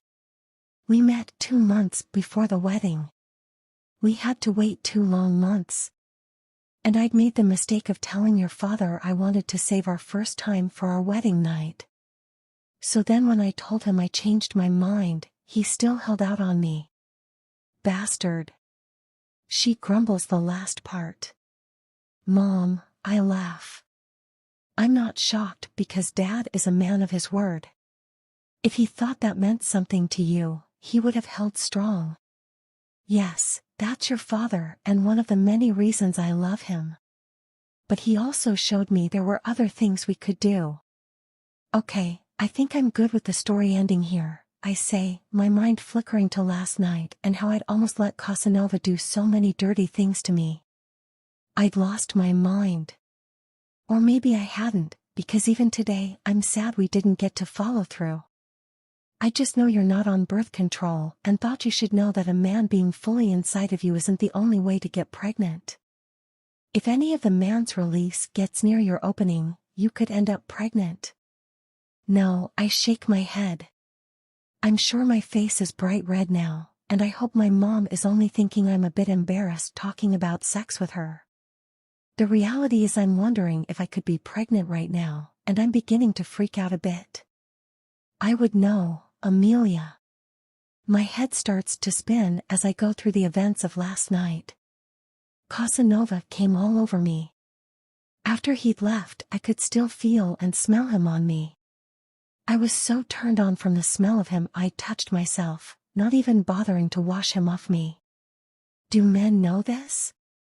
I find myself asking. Trust me on this, Amelia. A man knows, and typically they're doing one of 2 things. Making sure they don't get you pregnant.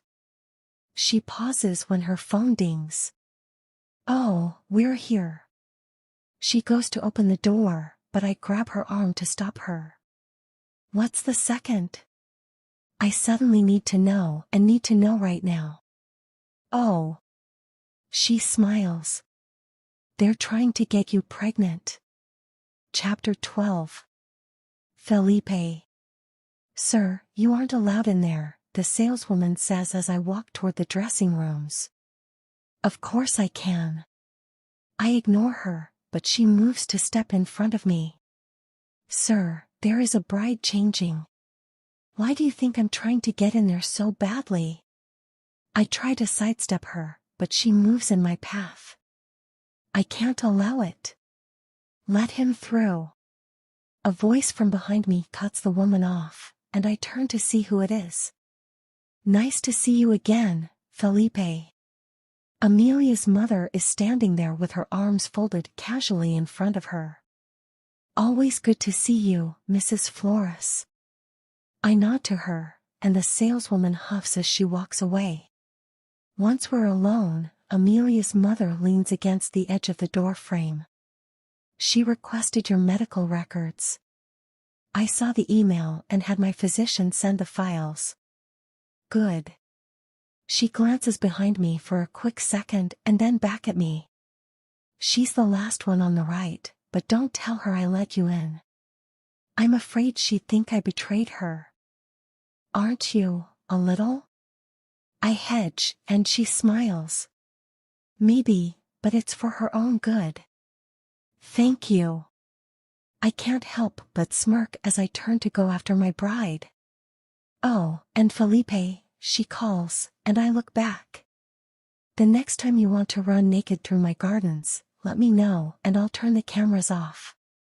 My mouth nearly hits the floor as she waves her hand away. Don't worry, your secret's safe with me and the head of our security. Just don't expect me to cover for you both next time. Understand? Yes, Mrs. Flores. She pushes away from the doorframe and walks back toward the bridal showroom. I guess she knows my secret, but I wonder if she mentioned it to Amelia. It doesn't matter now, because I've got no time to ask. When I get to the last changing room, I go in without knocking, and my eyes widen when I see Amelia standing there. I quickly close the door and lean against it as I take in my bride. "What are you doing here?" she hisses as she tries to cover herself. "Looking at the most beautiful thing I've ever seen." My eyes move up and down as I memorize the details of the white lace bra and matching panties. It's bad luck to see me. I thought that only applied to the dress. Pushing away from the door, I take a step toward her, and she takes a step back. All it does is move her farther away from the door and block her in. "Well, this is my wedding underwear." She raises her chin defiantly, and I lick my lips as I look down at her. Can't I have a little preview? Just the memory of her taste makes me so fucking hard it hurts. "You should leave." She turns around, but it's a mistake because now she's facing the mirror, and I'm everywhere she looks. "Should," I repeat as I cock my head to the side. "But do you really want me to? It's not as if I can force you. You're twice my size." "Hey." I wrap my arms around her so that her back is to my front and her eyes meet mine. "I would never force you to do anything." She looks back at me, and I bend down and brush my lips against hers. "I'm here because I couldn't go a second longer without being near you." I touch her lips with mine once again. "My soul aches when you're not in my arms. What if I'm not enough?" Her eyes are closed as she asks the question, but I can feel the fear in her words. "Not enough?" I move my hand so that one is resting on her belly and the other is around her chest. "Look in the mirror, Amelia." She does as I ask, and our gazes meet in the reflection. "There is no man on earth that is worthy of you. Not even me, and I'm amazing." The corner of her lip twitches, and my chest relaxes a fraction. "I just happened to be the one that got to you first. Now it's my job to make sure that you're the happiest woman alive and that no other asshole tries to take you from me." Sounds like a pretty easy task to me. It will be the honor of a lifetime. My eyes don't leave hers when I say the words. Whatever you've heard about me or the life I led before now isn't true. I know the rumors, I know what everyone says about me, but I'm just as pure as you are. "What?" Her eyebrows pull together in confusion as she looks at me in the reflection like she's seeing me for the first time. "You don't remember, but the first time I saw you, I knew that I wanted you to be my bride. I knew that I loved you, so even though you didn't know who I was, I promised my heart and my body to you forever. But all the gossip articles are in it to make money. Trashing my reputation gets them clicks, but it never mattered to me. The only thing that mattered was you." I rub my palm over her bare skin, feeling how warm and soft she is. "So I waited for my wife. For you." I can't believe that after all this time, she trails off and shakes her head. "None of it was true?" "My medical records can confirm that I don't have anything, but my best friend Beckett can too." I sigh and roll my eyes. "He gives me enough shit about it." "This changes a lot." "Does it?" My hand on her belly slips lower, and I gently cup her panty-covered sex. I hope in a good way. Her eyelids are heavy as she leans back against my large frame, and I wrap myself around her. My hand moves over her panties, and even now I can feel the warmth of her heat. "I've been dreaming of you." One finger slips inside the white lace, and I can feel her wet lips. "Dreaming of marrying you." Her breath catches when I graze over her clit. "Dreaming of putting a baby inside you." Oh God. her eyes close as I circle her clit over and over. That birth control you asked for? Her eyes snap open and connect with mine just as I pinch her clit. That's not happening. Chapter 13. Amelia. I come undone in his arms as the orgasm takes me. Thankfully, Felipe is more aware of our surroundings and claims my mouth with a kiss to muffle my sounds of pleasure. His fingers keep moving over my clit, drawing out the waves of bliss as he deepens our kiss until my body gives out. He doesn't let me fall, but instead sweeps me into his arms and carries me over to the chair in the corner. He sits down and keeps me cradled in his lap as I bury my face in his neck and catch my breath. He keeps me tucked close to him, not saying a word. Quiet falls over the dressing room as reality starts to come back to me. All those sweet words he said feel like they're too good to be true, but I want to cling to them. Felipe isn't a womanizer? I'm finding it hard to believe, but at the same time it would explain why both my parents kept telling me not to believe everything I hear or read on the gossip blogs. Could this be the missing piece of why I was so confused with their choice for me? Felipe? I'm right here. His hold on me tightens a fraction, and I go quiet. I'm not sure what I was even going to say. You can ask me anything. After all, you're going to be my wife. I start to smile until reality hits me once again. I've done things with another man that wasn't my intended. What have I done? Not only have I done them, but I did it knowing I was getting married. I invited them to happen, and now I've ruined everything. I have to get out of here. I need to go. I try to wiggle free but don't get anywhere. Trying to run from me again? He releases his hold on me, but not by much. It's only enough so he can turn me so that I'm straddling him now. His hands grip my hips to keep me in place, and my words begin to fail me. I trail off, because I don't know what I need to do. Are you really a virgin? I blurt out. How have the tables turned so quickly? I should have listened to my mom from the start. She told me to trust her, and now look at what I did. I went and made everything a giant mess. Do you think I'd lie to you? He challenges.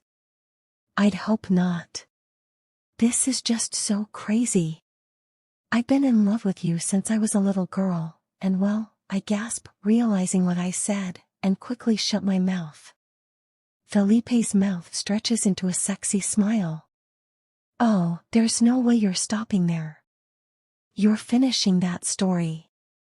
He leans forward and brushes his mouth against mine in a soft, sweet kiss. Please. Did Prince Felipe say please? I really must be hearing things, or I could be dreaming. I'm not above begging. Not when it comes to you. Wow, I breathe. You're a smooth talker. Something only you'll ever get. Gah, this man is melting me. Tell me, princess. I told you about how you captivated me years ago. I think it's only fair. I'm sure you're well aware of all the girls growing up in this country crushing on you. I'm merely one of many. You have never merely been one of many, I can promise you that. How can I not give him what he asks after that? Obviously, I've seen you around. Everyone knows your family and girls talk. I shrug. Back at school, some of the girls would guess or even fight over who would be picked to be your bride. Did you fight over me? He trails his finger down my breast, waiting for my answer. No, I tore the pages out of my diary about you when I heard that you went out with Princess Hannah. Princess who? His brows pull together. Even confused, he's still handsome. Everyone knows who Princess Hannah is. I roll my eyes at him. Of Whitlock. I know he has to know that name. The Whitlocks have a daughter? I gape at him. Okay, now I know you're making crap up. Everyone was sure it was going to be you two together. I try to wiggle off his lap. You can try and get away, love, but I promise you I'll never let you go. I huff a breath, pretending to be annoyed, but damn, that's hot too. Knowing he's always going to fight for me is a pretty big turn on. You know who the Whitlocks are, I point out. I do know who they are and that they have heirs, but I had no reason to know about them beyond that. You didn't get offers from them? I went to prep school with Hannah. She'd been so insistent that Felipe would be hers one day. I didn't bother with offers. I'm sure my father got them, but he knew I had no interest. I told him long ago I would never agree to an arranged marriage. But that's our way. Maybe so, but not for me. I wasn't going to entertain the idea of another woman when I already knew who would be mine. I care for my father, but when it comes to love, he has no fucking clue what he's doing. I'm sorry about your parents, I say. I don't know them well, but in my short interactions with them, I knew the marriage was not one filled with lasting love. They taught me many things about marriage. At least to know what I don't want. As awful as I feel about his parents, I'm happy he knows he'd never want a marriage like theirs. What would you have done if my father had picked someone else for me? I ask out of curiosity. I would have never stood by and let you marry someone else. His firm, deadly tone makes a chill break out across my skin. I can tell from the glint in his eyes that Felipe will be a possessive husband. I wish I knew. I drop my gaze. I haven't been a very good princess, I admit. Is that so? Felipe grips my chin, making me meet his eyes again. Have you been a naughty girl? I suck in a deep breath, and my nipples harden. This is not the time to get turned on, but it's hard not to when he touches me this way. How does this man turn me inside out with only a few words and that look in his eyes? I've been naughty, but I didn't know. I swear it. He leans in, brushing his mouth against mine. I close my eyes, savoring the kiss, because I'm not sure how he's going to respond to my confession. I can be a very forgiving man for my princess. He nibbles my bottom lip. If what? I breathe as I push my chest into his. Desire starts to swirl inside of me, and I'm still wet. His hand sinks into my hair and fists it, and I gasp when he pulls back. His hold on me is firm. Unbreakable. I want to finish what we started. He rakes his teeth down my neck, and I fight not to whimper, knowing I'll be loud. I close my eyes as need stirs in my belly. Finish what?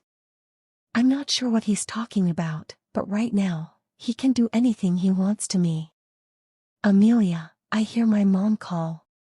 Tonight, kitten, he says, and I gasp before jerking back from him. No, I shake my head because it can't be. He stands up and puts me on my feet. That ass is mine, along with the rest of your body. He presses a hard kiss to my mouth before he's out the dressing room door, leaving me utterly speechless. I'm dazed and wobbling as all the pieces of the puzzle come together. Chapter 14. Felipe. I'm impatient as I go around the side of the house and make sure the coast is clear. The sun has barely set, but I couldn't go through the gardens after Amelia's mother warned me earlier. Once I reach the library, I open the door and sneak inside. The house is quiet, and I watched as her parents and siblings left to go to the movies. Now I just have to avoid the staff and any cameras that might catch me on the way to Amelia's room. When I reach her door, I quickly go inside and silently close it behind me. One glance around the room, and I don't see her, but when I hear the water running, I lock the door. Having her this close and knowing she's naked makes my skin hot. I strip off my clothes on the way to her bathroom, and the sight that greets me nearly brings me to my knees. Amelia is leaning back against the tile of the shower with her leg propped up on the seat beside her, and she's got her hand between her legs. Her eyes are closed, and her head is tilted back as her hand moves quickly up and down. I grip my cock without thinking and squeeze it at the base. I could come all over myself just watching her do this. "Felipe," she moans, and the cry pierces my soul. She needs me. In one fast movement, I open the shower door and fall to my knees before she has a chance to stop me. "You're mine," I growl just before I push her hand away and cover her pussy with my mouth. "Oh my God," she screams and then rolls her hips forward against my face. "Don't stop." The steam of the shower surrounds us as I hungrily feast on her cunt. I feel her fingers dig into my hair and hold tight as I relentlessly keep going. She comes within seconds, but it's not enough. I want all of her pleasure, and I'll have every last drop of it. "More," I demand as I throw her leg over my shoulder and slide my fingers inside of her pussy. "How?" she moans and then tries again. "How did you get in here? I told you I'd see you tonight. All this time, it was you?" She looks down at me, and our eyes lock. "At the benefit? The man with the mask?" I nod as I lick her clit. "You think I'd let anyone else have this?" I shake my head as I suck on her pussy lips. Inside me. Her nails dig into my shoulder. "I need you inside me." Standing up, I grab her waist and turn so that I'm sitting on the seat and she's straddling me. Seeing her completely naked and open for me is exactly what I've dreamed of. "You sure you want to do this before the wedding?" I slide my hand between us and push against her ass. "There's other things we can do instead. Can't I have that too?" She bites her bottom lip as she looks up at me shyly, and I swear to God, cum leaks out of my cock just thinking about her wanting it. "We can have everything." I pull her closer and kiss her as I press my cock to her wet opening. "Then I don't want to wait. What will matter between now and the wedding?" "Not a damn thing," I answer. "You're mine no matter what." "Then don't make me wait a second longer to have my husband fill me. Your wish is my command." I hold her hips steady as I slide her down on my length. It's slow at first, and then to my surprise, she rushes down on my cock until her pussy is seated all the way on. She cries out, and her muscles grip me like a vice, but she doesn't try to get away from it. "It's so big," she gasps, and I kiss her neck. How does it hurt and feel good at the same time? "Don't move. Just relax and let me be inside you." She kisses me, and after a moment her body begins to relax. "I love you, Amelia." I wrap my arms around her back and close my eyes. "I love you so much, and I promise to devote my life to your happiness." I meant what I said in the dressing room. I've loved you since I knew what love was, and I still do to this day. I love you, Felipe, and I'll never stop. Not as long as I live. That's all I let her say before I'm kissing her like we've been separated for years instead of hours. I kiss her like I never want to stop, and I have no intentions of doing so. We're like this for so long that I don't know how it happens, but soon we're moving together and I'm lifting her up and down on my cock. She's so wet, and like this, she grinds her clit against my cock. It's so fucking good, and I can't last, so when she screams and falls over the edge, I'm grateful to let go with her. My cum pulses inside of her so deep that I see black spots in my vision, and I have to hold on to her to keep from falling over. It's powerful, not just through my body but my soul as well, and when I can breathe again, I kiss my bride long and slowly. She whimpers and wiggles on my dick, clearly wanting more. So instead of fucking her again, I pull out and slide my sticky cock to her ass. How about we do a little of this, before I take you to bed and get you pregnant? Her eyes widen in shock as I press the tip of my cock to her tight hole and push against it. She hisses a little as it goes in, but when I stroke her clit, she relaxes. I slide in another inch, and her eyes close as she begins to move her hips. I don't go all the way inside, but this is just enough for what she wants. Enough to get her off, and enough for me to claim this part of her too. I want every inch of her body, and I'll have it before the night is over. Her head falls against my shoulder as she moves up and down, and when she comes again, her body shudders like she's felt something she hasn't before. That makes two of us. This time, I don't go off with her because I'm saving that for more important places. I want my cum in one place, and that's her pussy. I wouldn't mind having a baby in her belly when she walks down the aisle. After we shower off and I clean every part of her body, I carry her to bed, and we start all over. I taste every part of her that's been left unkissed, and then we make love all night. I'm not sure at what point we fall asleep, but it's with Amelia sprawled out over my chest and my cock deep inside her. I don't know what the morning will bring, or even tomorrow. I just know that one thing is for sure. She's my forever, and I'm never letting her go.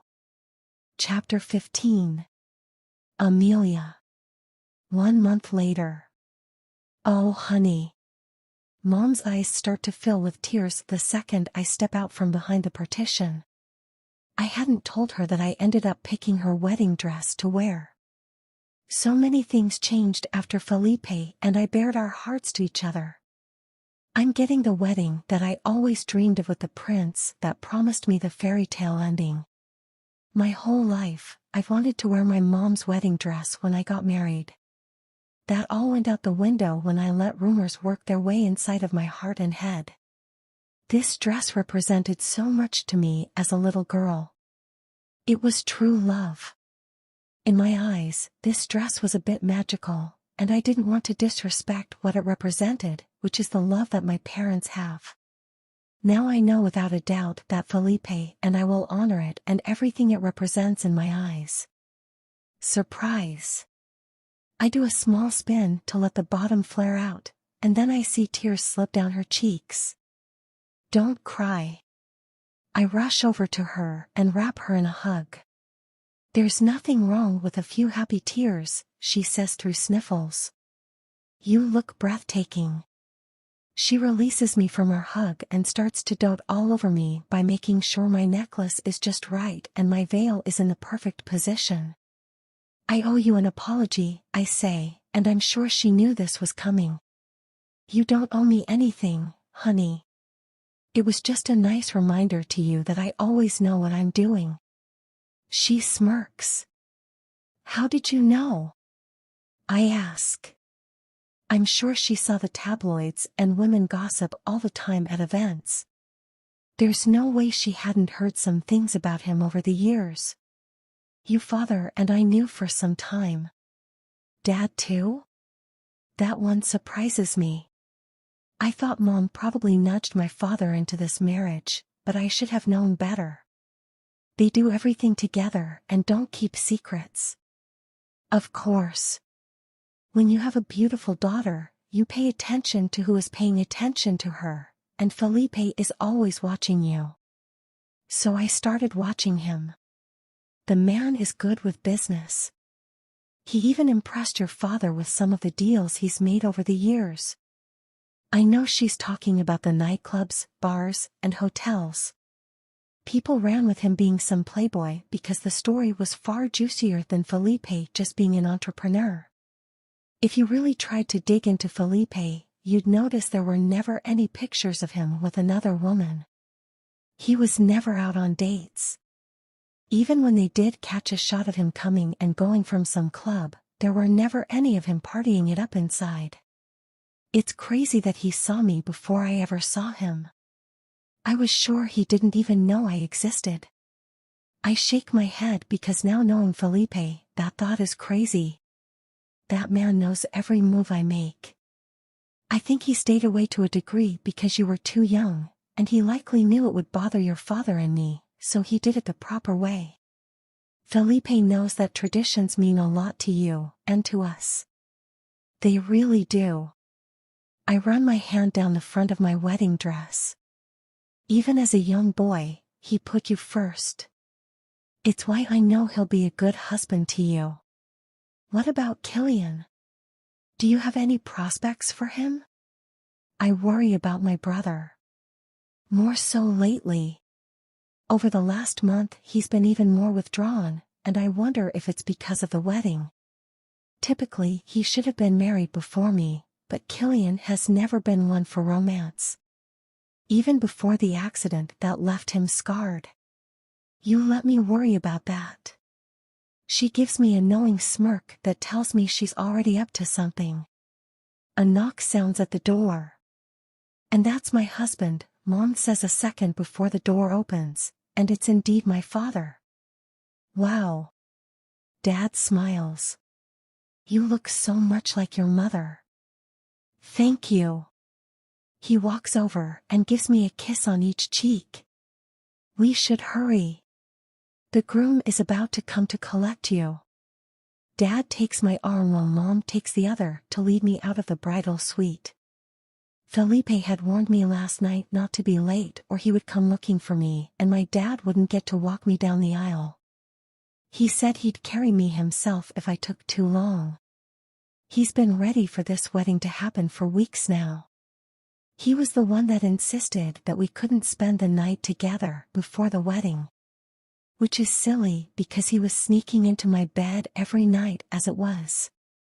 The second the doors swing open and I see Felipe standing at the end of the aisle, everything else melts away. Time somehow speeds up, and it's only the two of us as we hold hands and say our vows. His mouth is already on mine before they can tell him to kiss the bride, and I laugh as he wraps me up in his arms. I don't think I'll ever be able to get enough of you. You're my wife, but still I need more, Felipe whispers into my ear.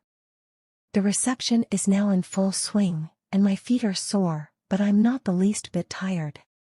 The cake has been cut, and the first dances have been had. You can have whatever you want of me, my king. I turn my head to face him. Your king? A heated look fills his eyes. I've never relished the idea of being king one day, but being your king does have an appeal to it. He lifts me from my seat and puts me on his lap, not caring if it's not proper. I don't care either. You are my king, and soon, I lean closer so I can whisper into his ear this time, we'll have a prince or princess of our own. He smiles as he rests his hand on my stomach. I can't wait to watch our love grow. This time when he kisses me, it's with a promise of more to come.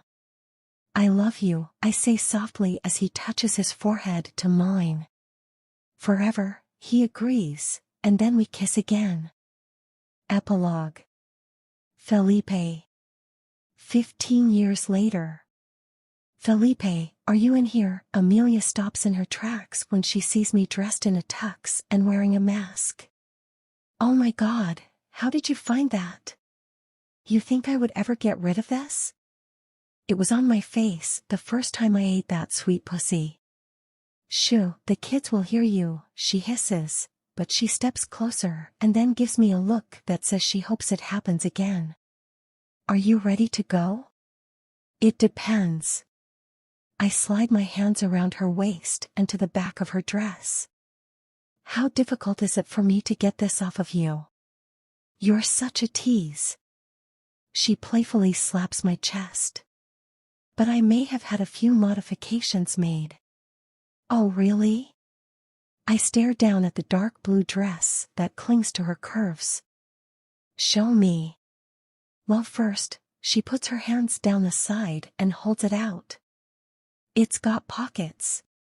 I laugh and shake my head because it's always so cute when she gets excited about them. And I had this cut in. She grabs the material at her hip, and when she pulls it to the side, it reveals everything from the waist down, and the sound that leaves me is a combination of a grunt and a gasp. "And you think I'm going to let you out of the house wearing this?" I grab her hips and push her backwards until she's up against the wall. "And without any panties on?" I shake my head. "Kitten, you are begging to get spanked." She wiggles her eyebrows as she puts her hands around my shoulders. "Me? I would never do anything to defy my husband the king." "Liar." I bend down and nip at the soft skin below her ear. "You want me to be hard all night, don't you?" "Just long enough to have some fun." She shrugs, and I growl as I pull her close. We're laughing as I hear someone clear their throat behind us, and when I glance back, I see Amelia's mom and dad at the front door. We knocked, but no one answered, her mom says, and tries to hide her smile. "Gross," our oldest son says as he walks past us and goes straight to his grandparents. "Can we watch a zombie movie?" "Hey, what did we tell you?"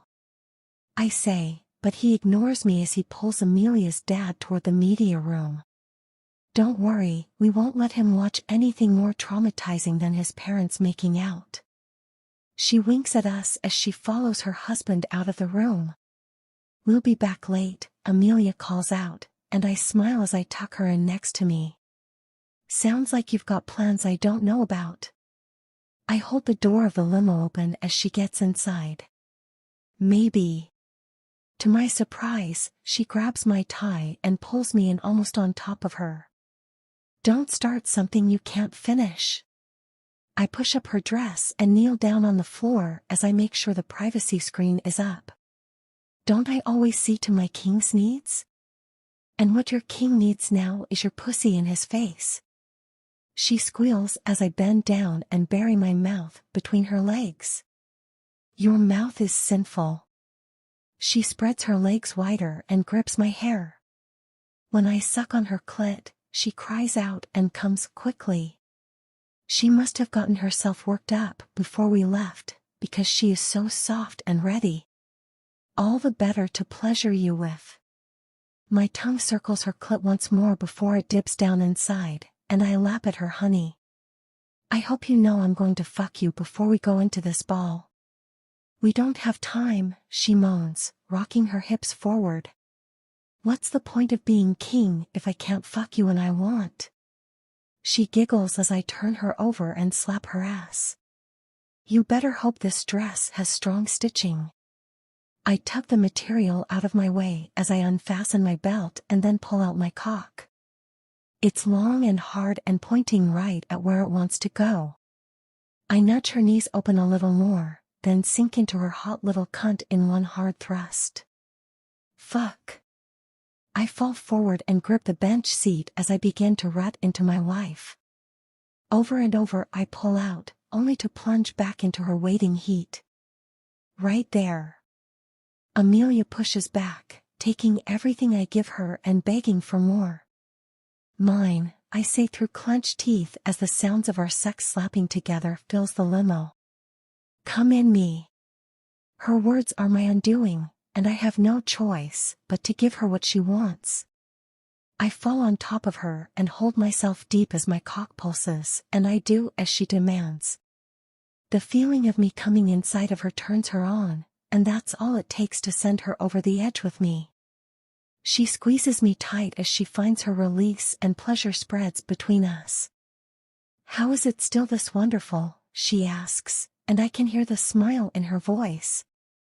"Because I love you even more now than the day we met." I kiss her cheek and pull out of her. We both moan at the loss, but I turn her over so that I can kiss her properly. "You're mine too, you know," she says before she kisses me back. "Good. Then you won't mind walking around all night with my cum between your thighs." "You're so dirty." She blushes, but I see the hunger in her eyes. "If you're good, I'll see if I can get you alone on a terrace." "Promise?" "I can arrange anything for you, my queen." She laughs as we kiss and hold each other close. It's a long time before we exit the limo to go in search of a dark corner, but as fate would have it, there's one waiting just for us.